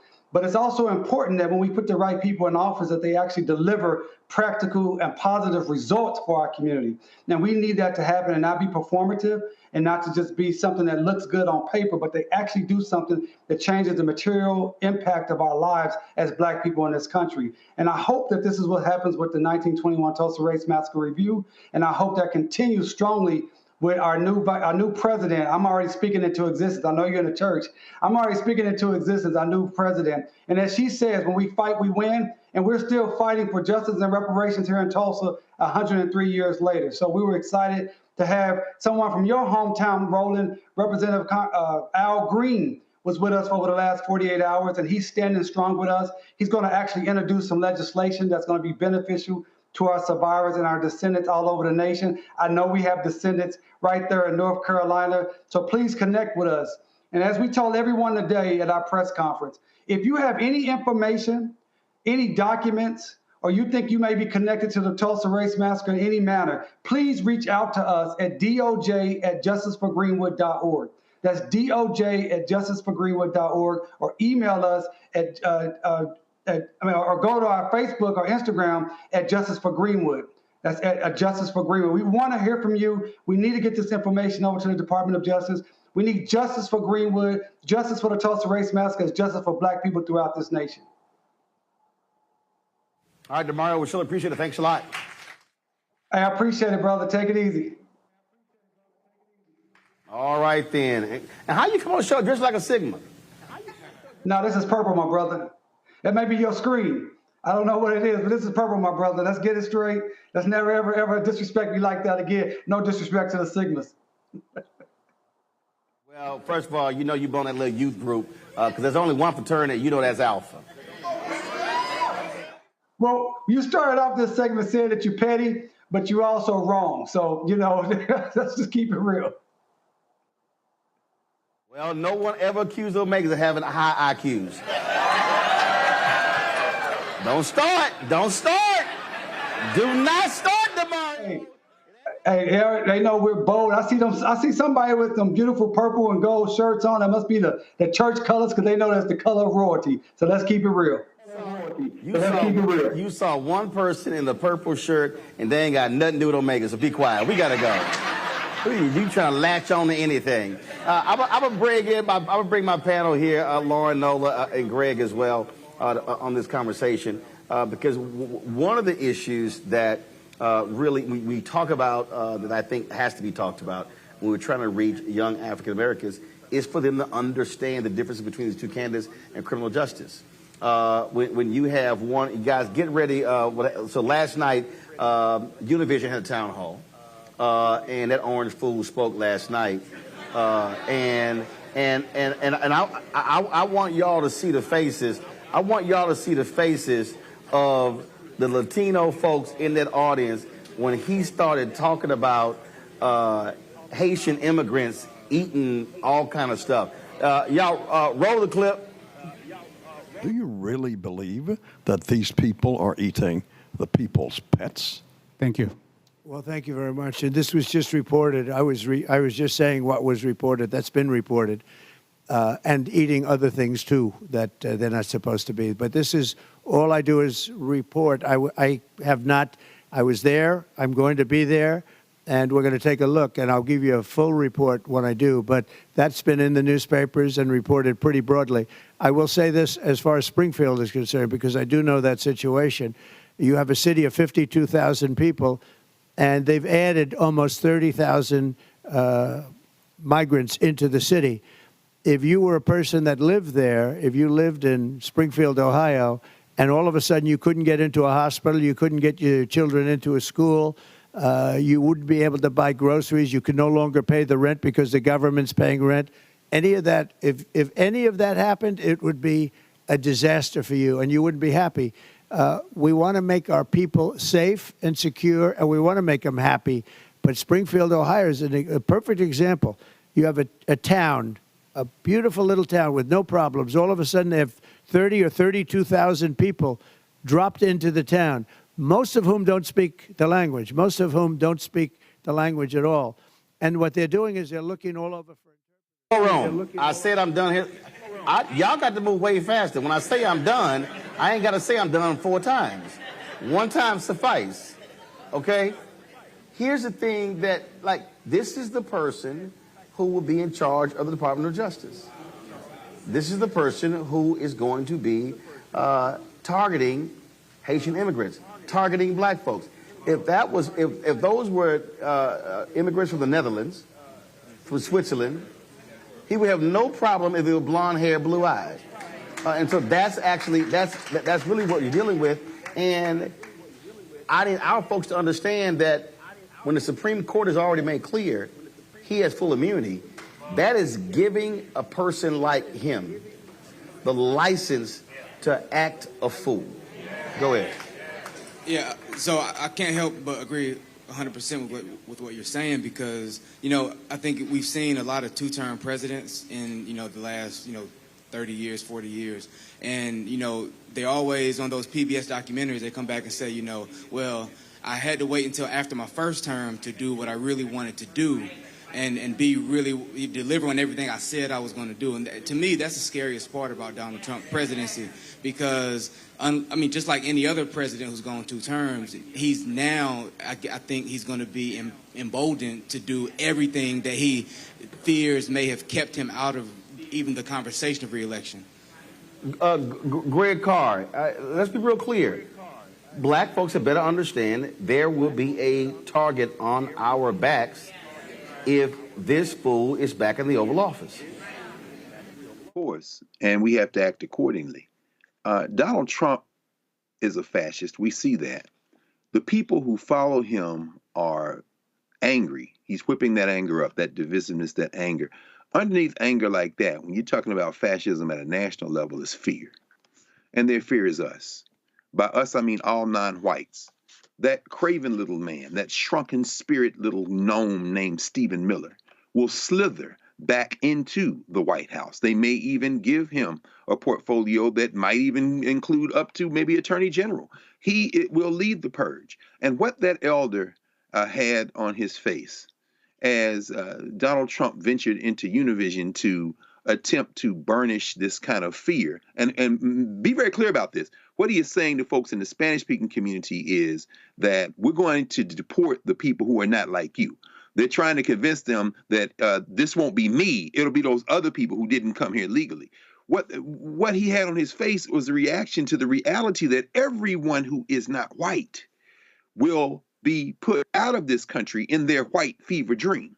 So when we look at this, this is the rising tide of color at the beginning of the 20th century, Lathrop Stoddard and all them. This is the real Americans argument in the 19th century during the period of the Civil War and before. This is everything they've been doing since they passed the Immigration and Naturalization Act in 1965 has been designed to try to roll back the 20th century and that rising tide of color. Finally, Donald Trump realizes that the only card he has to play is that fear. So he has now dropped all pretenses. The question we have to ask ourselves is, when are we going to drop all pretenses and understand that there is no communicating with these folks? They must be rolled over like the sea. Nola, on that particular point, we're going to play in a second. Last night at Univision, folk did not look happy when he talked about deporting 11 million people. But we have to understand, I've run into a number of black immigrants who are voting for Donald Trump. In fact, when I was doing early voting, I ran into a sister who is a Jamaican, who is a Republican. And I'm sitting here going like, baby, he gonna deport you too.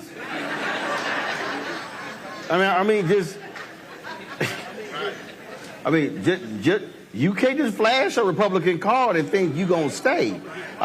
Because, Nola, the reality is they are hell-bent on advancing this great replacement theory.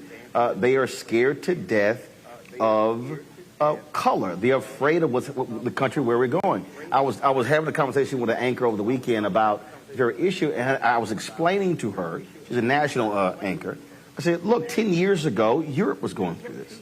So you had massive protests and battles because of African immigrants. Well, here's the reality.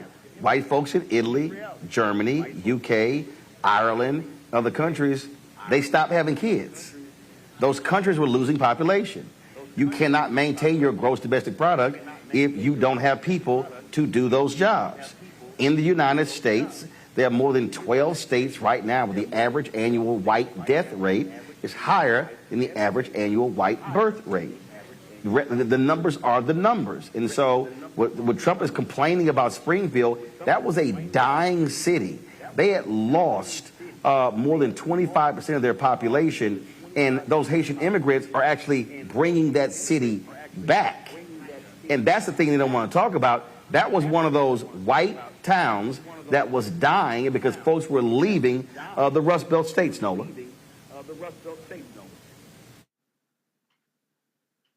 And, this isn't new, as everyone has pointed out. This has been the buildup over time. And the idea of whiteness cloaked in your vote, as the cloak of whiteness that a lot of folks that are new to the country or maybe, first generation believe that cloak, that voting cloak will save them somehow. And where we are right now, you don't have to do the guesswork. You don't have to say, well, in my experience, they are saying it plainly in your face what is going to happen. Donald Trump walked into Univision yesterday and told people, and repeatedly told people who do not speak English that these people don't speak English. Are you kidding me? You know how bold that is to walk into a place where most of the people need an interpreter to say that. So the boldness and the cruelty has gotten worse and worse, and Donald Trump has been the perfect vector for that cruelty. So for any group with any melanin in their skin, any group with too many alphabets in their last names, you are susceptible to the cruelty of Project 2025. And let's not get it twisted. It has nothing to do with, violence and eating pets or anything like that. It really is, it's just cruel. It is literally just that. For years I've tried to, figure out eloquent ways to put it. But when you take a step back and you're like, what, these people just really do not care. Shaming him does not work. Calling him racist do not work. They have leaned all the way into that cruelty, honey. And so that's what we're up against. And there are groups coming into the country who are scared and trying to figure out, okay, which decision should I make? Would I be safer with the cruel folks? Maybe if I'm with them, they won't come for me. And it's false. It's demonstrably false. And that's part of the messaging. This whole divide and conquer with, Black immigrants, first generation, second generation, however long you've been here, that is also working. The same way where, the Trump campaign, I have this conversation often, especially with a really good friend of mine who owns a hip hop magazine and allhiphop.com. We have a lot of conversations about the way that the Trump administration has targeted so many people that exist in that community on purpose. And the way that they have talked to the Black community via tacky sneakers, via, I must resonate with the Black community because I have mugshots.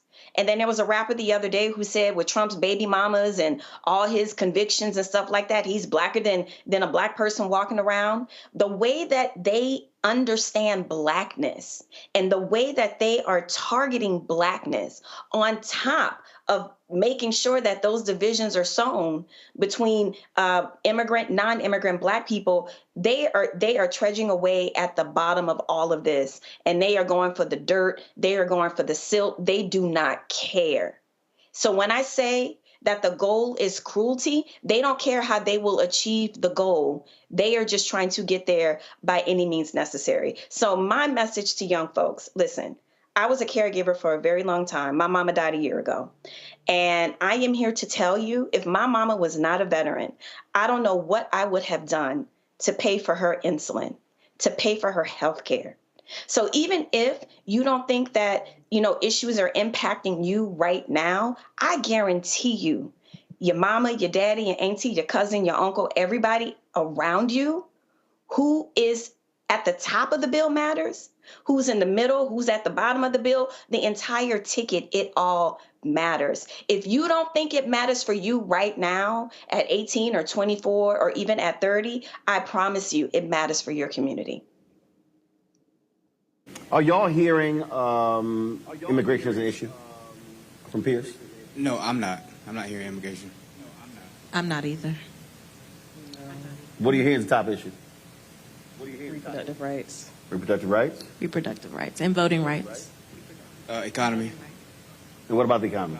The economy, as far as the cost of things, which I know presidents don't control, but the mass misconception is that whoever's in office, and it's because they take the blame, they take the credit. Never take the blame, they always take the credit for the economy. And so I'm hearing things cost too much. I think that's chalked up to the fact that a lot of my peers, like I told you before, we're in our first adulting roles, and we thought everything was sweet when we used to ask mom and daddy for stuff. That's right, it wasn't paying for it, that's right. And now we're paying for it, and we've seen, I think, year over year, probably, some of the biggest increases from the time we were like 2016, 2017. Yeah, but it's also price gouging. I mean, we also got to understand that. And also understand you were dealing with, from 2020, 21, also 22, you were still dealing with a pandemic. And so it's just, just understanding those realities. And so we'll see what certainly shakes out. Give you this here, Howard University dropped their new poll. And their new poll, again, see, this is why I keep trying to, I've done all these national television shows, and all these people, y'all may have seen me on these shows. I kept telling them, stop telling me all these white polls that don't talk to Black people, because I said, this is the only show we featured the 10 Black polls that where they specifically poll Black people and nobody else. And we were trying to explain them Black support. So Howard University, their new poll shows that Vice President Kamala Harris is outpacing President Joe Biden's margin over Trump among Black voters. She's now plus 76% among Black voters, 84 to 8%. So all those fools who were talking about he was going with 20%, I'm like, hashtag, we tried to tell you. So listen to Black people that talk to Black people. All right, going to go to a break, panel. I certainly appreciate it. Thanks a lot, folks. We'll be right back on Roland Martin Unfiltered on the Black Star Network.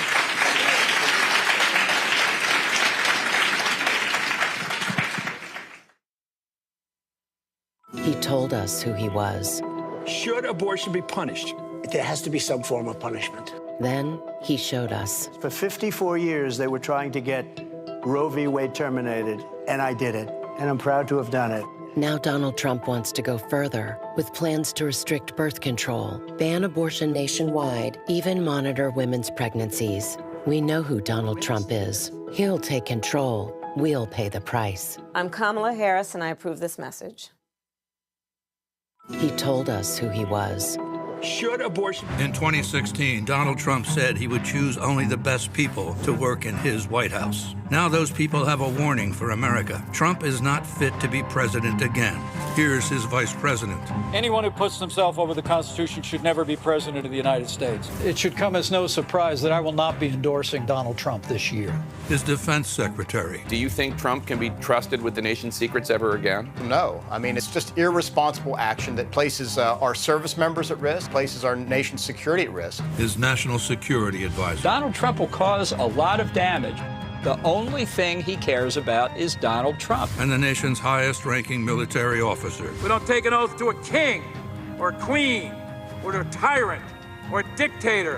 And we don't take an oath to a wannabe dictator. Take it from the people who knew him best. Donald Trump is a danger to our troops and our democracy. We can't let him lead our country again. I'm Kamala Harris, and I approve this message. Wrongfully convicted. 5 teenagers were arrested, tried, convicted, and sent to prison. No men were exonerated. What he did to us, he tried to end us. Of course I hate these people. So-called Central Park 5. Calling for execution. And let's all hate these people. We cannot have this man go into office again. I want society to hate him. We were innocent kids. The confessions were coerced. Today, we are exonerated. That guy says he still stands by the original guilty verdict. This is about democracy being on the ballot. I have absolutely no compassion.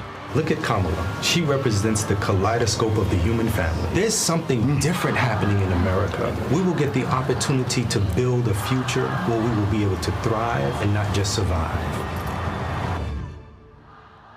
Nothing socialist about Kamala Harris. Trump says Harris is a radical. I don't buy it. Conservatives have a supermajority on the Supreme Court. With a likely Republican Senate, those checks and balances will keep our country sane. If Trump wins, he could end up with total control. I'm a conservative. I don't agree with Harris on everything, but she was a tough prosecutor and she put bad guys in prison. I voted for Donald Trump 3 times. I'm voting for Kamala Harris in November. And I'm voting for Kamala Harris this fall. Tell you about these two sisters. They work for everyone's election, and they have really been a solid rock in this community with get out the vote efforts. They usually come and they support the Democratic ticket. The whole ticket. Whole ticket, up and down. So, but you can always count on them. So how long you been doing this? Since what, 14 or 12? Gotcha. I forgot. And why do you do it? Why? Because I feel that it is desperately needed. Because we're trying to teach people the process, how it works, to learn things. So many people don't even realize the party is underneath their names. And this is the things that we're trying to help people. So when they come back to the poll the next time, they have a little bit more information than they had before. All right. So, and how about you? Why do you work elections? I do know everything that my sister said.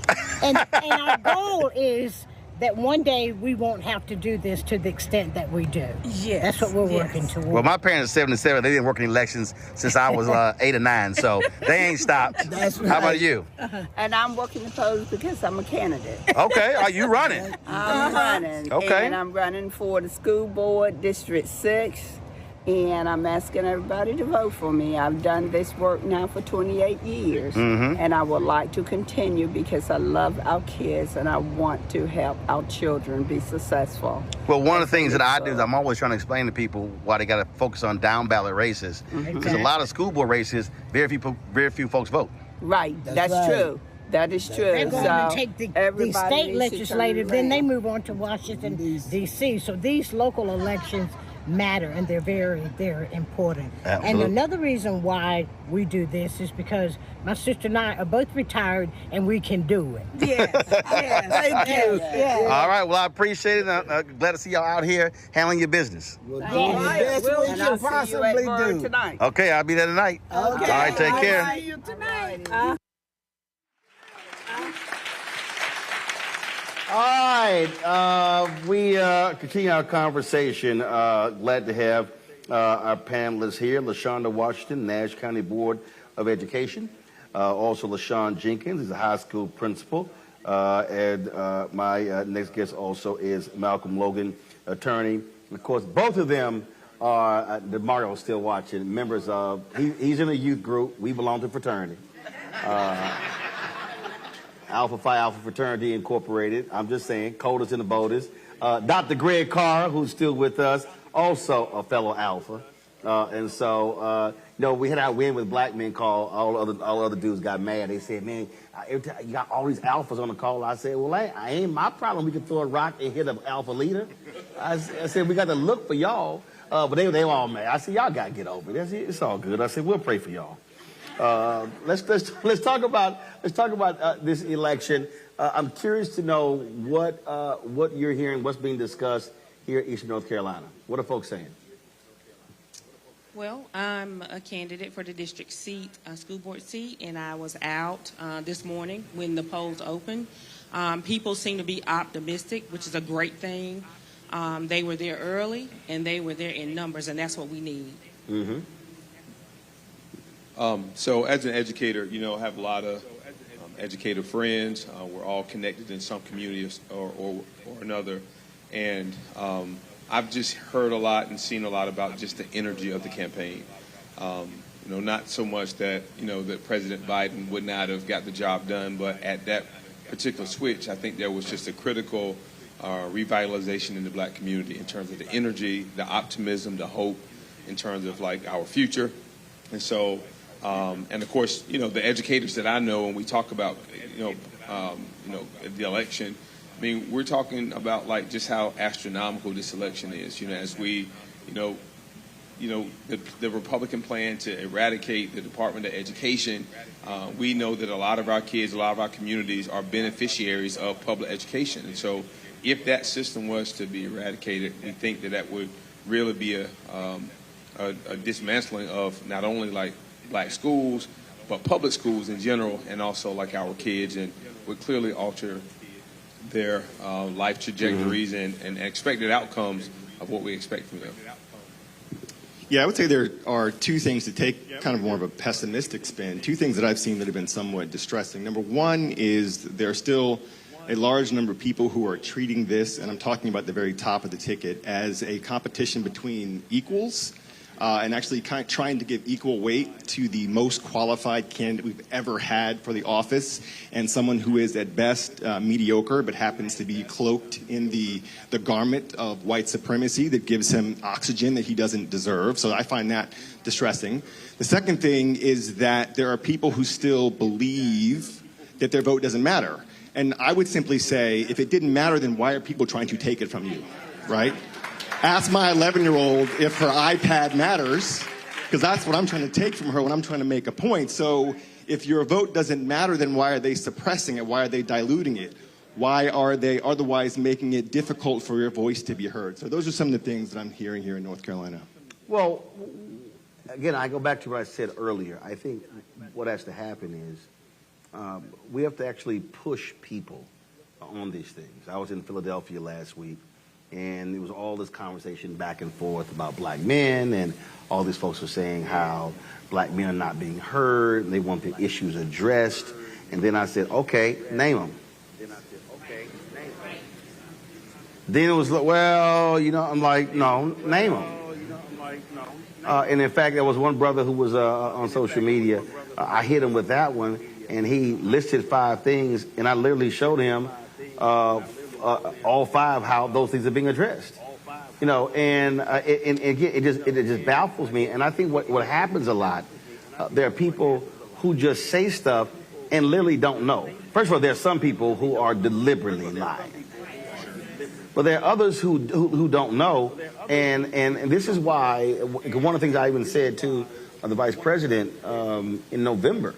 I've long believed that how I saw this election. I said January to July should have been what I call an education and enlightenment phase, if you will, because people did not know what had been accomplished, and they need to understand what had been accomplished. And I think we're still seeing that. Folks are like, well, I wish this happened, this happened. You're kind of like, it did. And that's just a large part of this campaign. Go ahead. Yeah, so I want to say you had made a comment earlier about now, first of all, while you're talking, Vice President Kamala Harris is speaking at her rally in Wisconsin. We're going to wrap this up shortly. We're going to go live to that particular panel speech, but go ahead. Awesome. You said earlier, you mentioned earlier about the Hispanic and Latino community. I have a big familiarity with that population here locally. They are scared. They're uninformed. Gratefully, I'm bilingual. I can speak the language. That's how I know they're scared. They're uninformed. So we have to be intentional and inclusive about educating all. Mm-hmm. And I just want to add that, speaking of education, like civic education is like really critical. But when you look at civic education and how it's prioritized, when you look at curriculums from across the country, you have states like Florida who are saying anything that that's positive that relates to children of color, that we shouldn't teach it. We are banning books. We are refraining from using terms like slavery and using terms like voluntary displacement. And so critical race theory is really critical. And so if we are to be the power that we are in this election and as you put it, in the continual cycle, like we've got to return to the sheer fundamentals. And that's what I love about attending this church, is that the pastor is really big about civic education. Right now, if you were to, and this is just hypothetical, but if you were to truly quiz Americans, particularly in communities of color, about talk to me about the Electoral College system. How does it work? How does it operate? How do we elect the president? Man, I had one dude. It'll work. I had one fool say, I ain't voting until they change Electoral College. And I went,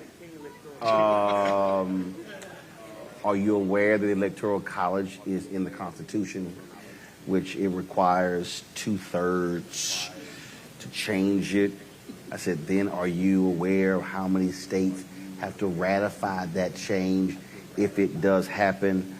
Which means, fool, that the people who are elected in Congress are going to vote on changing it, and then the people who are elected in the states will then have to ratify it. So, I told y'all I had to cuss. So, y'all saw how where that was going. I was like, I said, don't you think it kind of sounds stupid that you're going to wait to vote until they change it when you're going to need to vote for them to change it? And I was just sitting here going like, if I had a 2x4, I wanted to just crack him beside his head. But, but that stuff is real. The stuff, and let's be real clear. We also need to stop with this notion that these are people who don't have college degrees and are educated. It's a bunch of dumb people with degrees who have no idea about civics. And so I think we got to actually go back to freedom schools where we literally are having classes going, okay, this is how a bill gets passed. Yeah, so it's an interesting point that both of you made. Here in this region of Alpha Phi Alpha Alpha South, as we call ourselves, our Southern Regional Vice President, Cecil Howard, created an initiative called the MEAN Strategy. It's a four-legged stool around voting. M stands for mobilization, making sure that people register to vote, that they go out to vote, that they prioritize voting, that they avail themselves of opportunities to vote. The E stands for education, learning about the records of candidates, about what they've accomplished, about whether or not they've been on Nude Africa, about whether they call themselves a Black Hitler, about where they worship, what they believe in. The A stands for advocacy. That means, are you helping protect the vote? Are you, as I have, taking off Election Day so you can stand there and protect the vote at a poll site to make sure that people are not receiving bad information or being steered away from the polls when they can legally pass a ballot, even if that's not their particular voting site? And the N stands for navigation, which is understanding the civic process. What does it mean to elect these people? What does the Commissioner of Insurance do? What does the North Carolina Superintendent of Public Education actually do? I see they have a D next to their name, so I'm going to check the box, but what do they actually do? Right.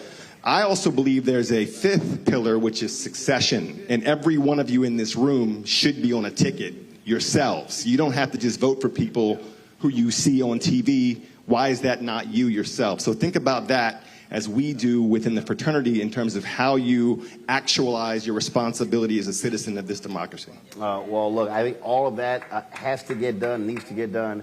And I'll say this before we go. We discussed it earlier. It's also, I was reading Joanne Robinson's book about how they organized the Montgomery bus boycott. And if folks don't know, it was Dr. Joanne Robinson, professor at Alabama State, in terms of how they were activated. And what was amazing about the story, Anthony, where's the bag with the drones in it? Pull that book out. Did you bring it in? Is it in the back? It's the red book with the red cover. First of all, so many people should have a copy of this book because she explains how it actually happened.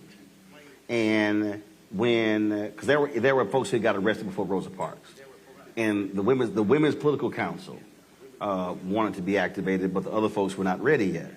And so what then happened was, when that happened, she then grabbed two students, went to the basement in Alabama State. They mimeographed enough copies to distribute about 20,000 copies, split them in four. And what was so amazing, she then called about 9 or 10 of the women in the group. White folks in whole town did not know. And they literally were dropping the flyers off and then distributed those flyers to about 20,000+ black people in Montgomery. And it was only when one black person was working for some white woman brought it to her white boss, and then it got in the hands of the media. And so Joanne Robinson said they were like ticked off, but then they were pleased because the media didn't cover the event. But the reason I was fascinated by that is because, one, they already had an organization. They had been moving and operating and meeting. Okay, that was first. Two, when it was time to activate, she literally picked the phone up and called 9 or 10 of them. They were like, done. Dropped the flyers off. They already had a whole distribution model set up. That's how that happened.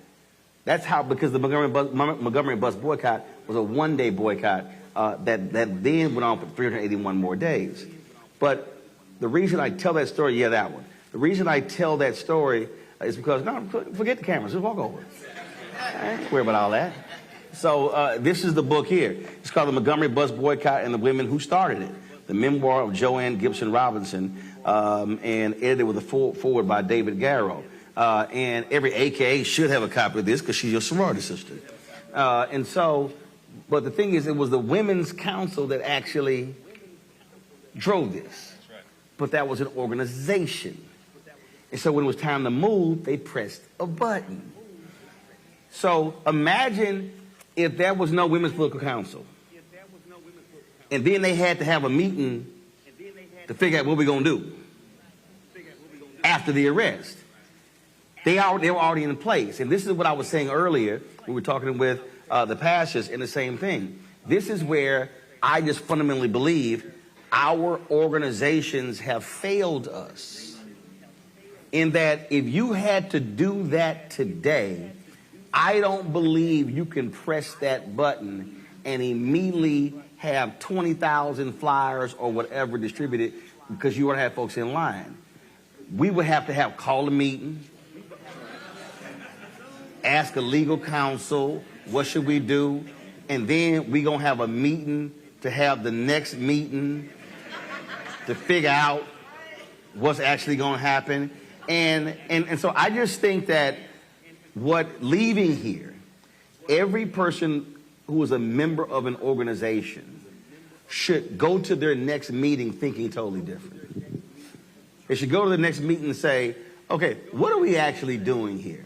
How much time are we spending in a frat meeting, sorority meeting, in a Lynx meeting, in a Jack and Jill meeting, in a Prince Hall Mason meeting, or any other group, church, men's group, women's group? How much time are we spending on internal stuff, and how much of our agenda is dealing with external issues with the community?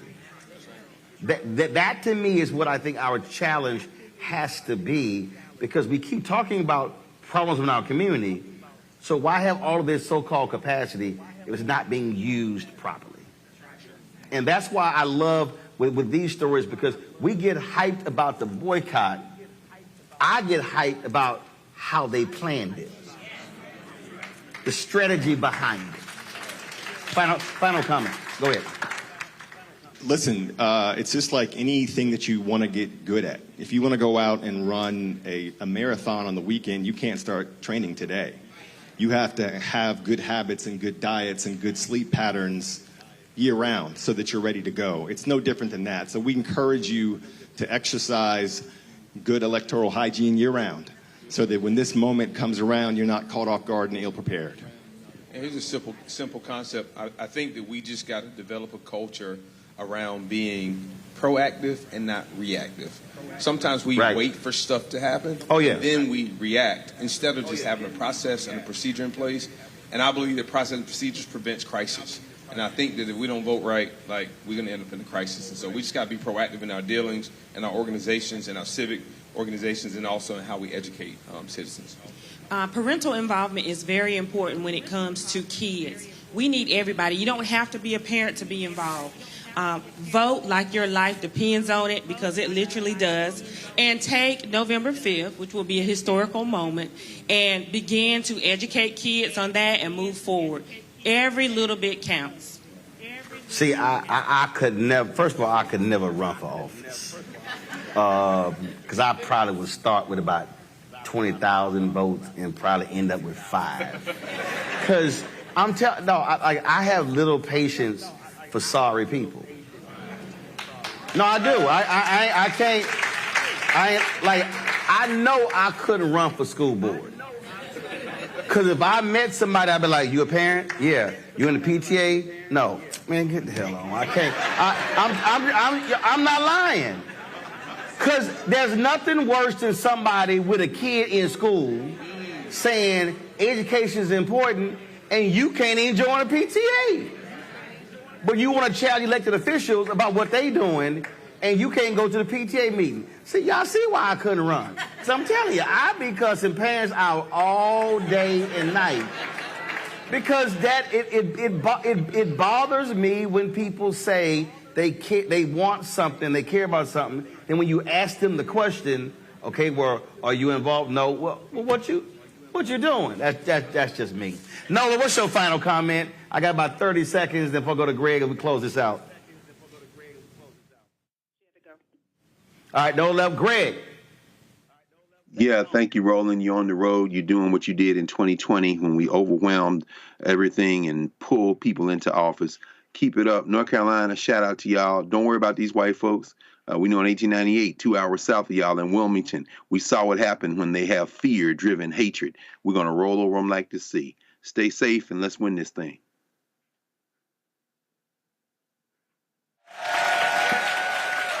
Let me thank Word Tabernacle for hosting us for this show. I certainly appreciate it. We have enjoyed being here. Yesterday we were at Elizabeth City State University. Tomorrow we'll be broadcasting live Fayetteville State University. My alpha brother, Reverend Dr. William Barber, will be joining us at Fayetteville State. We look forward to that. Look forward to that conversation there. And again, folks, support the work that we do. Tomorrow's our last stop in North Carolina. We were in Pennsylvania last week, and we are planning our stops in Wisconsin and Michigan because, again, it's important for us to take this on the road because I can tell y'all this, everybody watching and listening, and I can say this with a certainty. You could take MSNBC, CNN, Fox News, ABC, NBC, CBS, And they will not have talked to this many black people in a month that we've talked to in the last 5 road trips.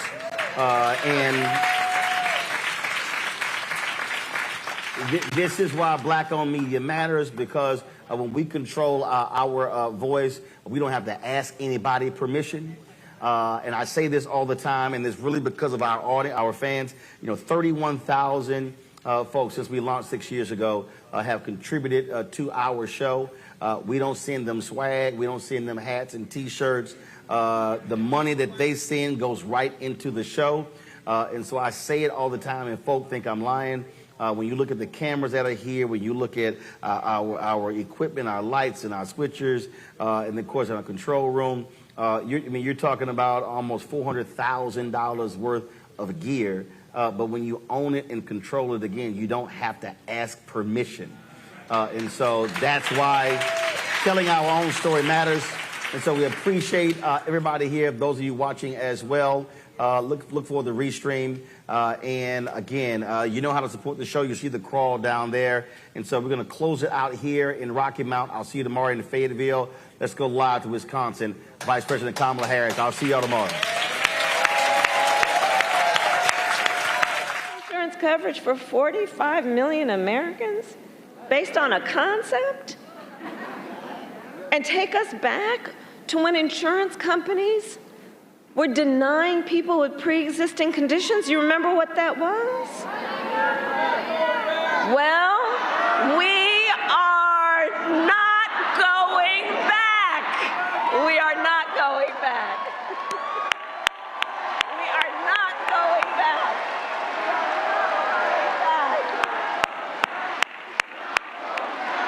We're not going back. We're not going back.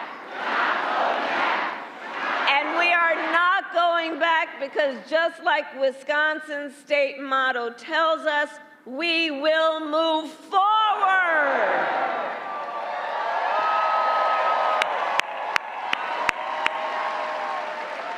Because ours is a fight for the future, and it is a fight for freedom.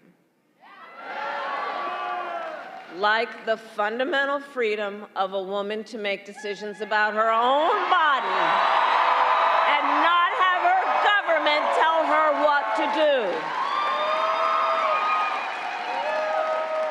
And no matter how he'd like to gaslight us, we are clear about how we got here. Donald Trump hand-selected 3 members of the United States Supreme Court with the intention that they would undo the protections of Roe v. Wade, and they did as he intended. And now in America, 1 in 3 women live in a state with a Trump abortion ban. And you've heard the stories, awful stories, painful stories, of the experiences people have been having since that came down. I mean, think about it. Some of these states, there's no exception even for rape or incest, which means telling a survivor of a violation to their body that they have no right to make a decision about what happens to their body next. That's immoral. That's immoral. And let us agree, one does not have to abandon their faith or deeply held beliefs to agree the government should not be telling her what to do. Not the government.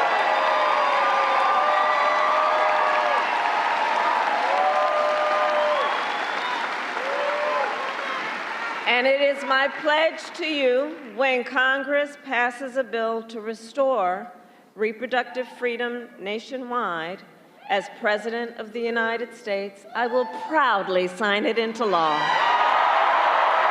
Proudly sign it into law. Proudly. That's why you got to get Tammy back to the Senate, by the way. Okay? Now, Donald Trump has a very different view on reproductive freedom. And he refuses continuously to acknowledge the harm he has caused. See for yourself. Let's roll a clip.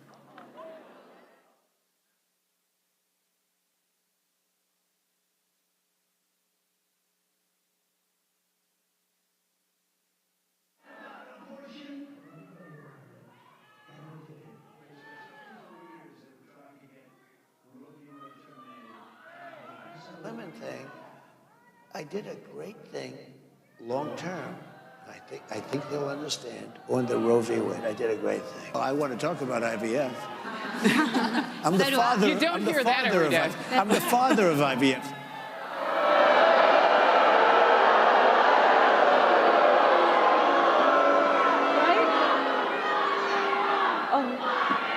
Okay, the courts will take care of that. Let's take care of November. Okay? We'll take care of November. Now, I mean, seriously. So, first of all, no, Donald, everybody did not want Roe v. Wade to be overturned. Women are dying of sepsis because they cannot get the health care they need. They did not want this. Couples just trying to grow their family are being cut off in the middle of IVF treatments. They did not want this. And now, I mean, it just gets more unbelievable sometimes. And now the man calls himself the father of IVF? I mean, what does that even mean?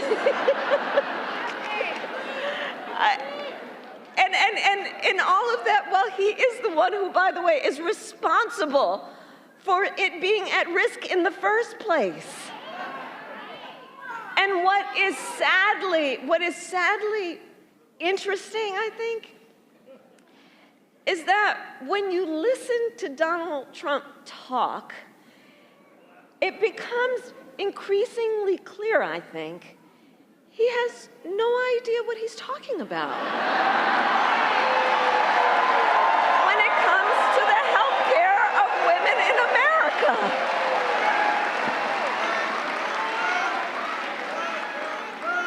And across our nation, again, because this is serious, right? You know, this is why you all are here and spending so much time when you could be doing other things.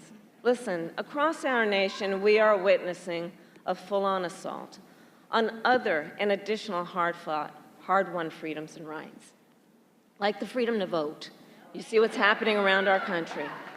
Attacks on the freedom to join a union. Attacks on the freedom to just be safe from gun violence. Attacks on the freedom to love who you love openly and with pride.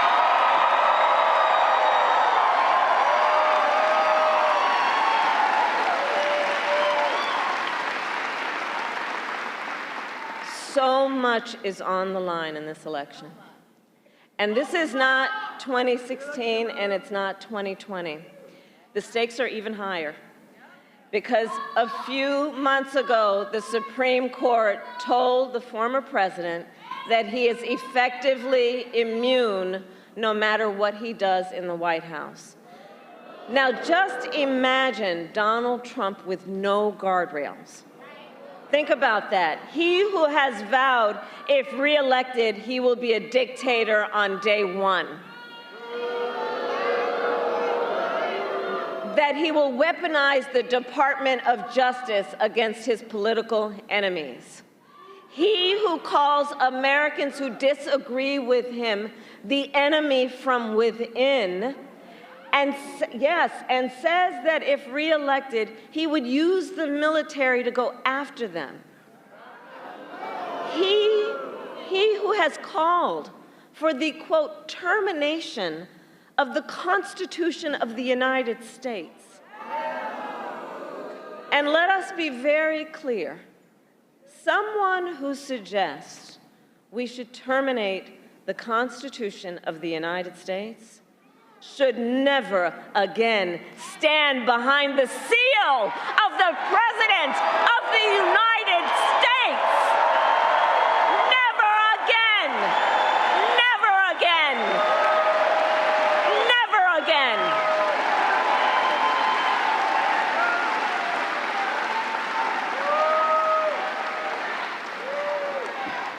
So, Wisconsin, it comes down to this.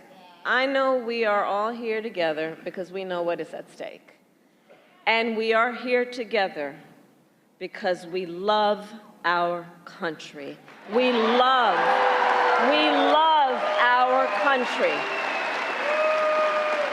And I do believe it is one of the highest forms of patriotism, of an expression of the love of our country to then fight for its ideals and to fight to realize the promise of America. And that's what we are doing.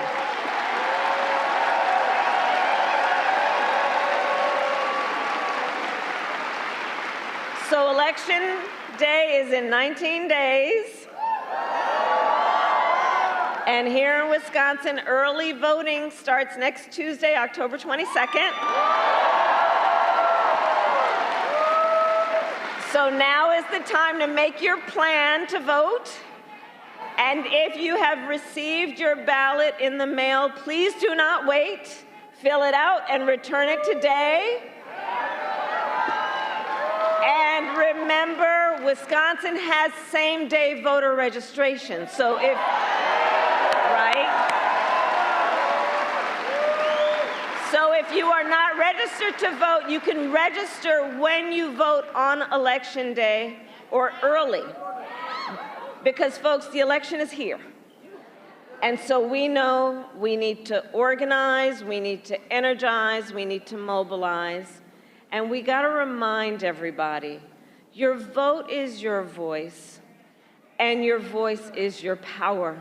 In a democracy, it still remains true that each individual has the power. Each individual has the power to weigh in on this. And so, Wisconsin, today I ask you, are you ready to make your voices heard? Do we believe in freedom? Do we believe in opportunity? Do we believe in the promise of America? And are we ready to fight for it? And when we fight, we win! God bless you, and God bless the United States of America.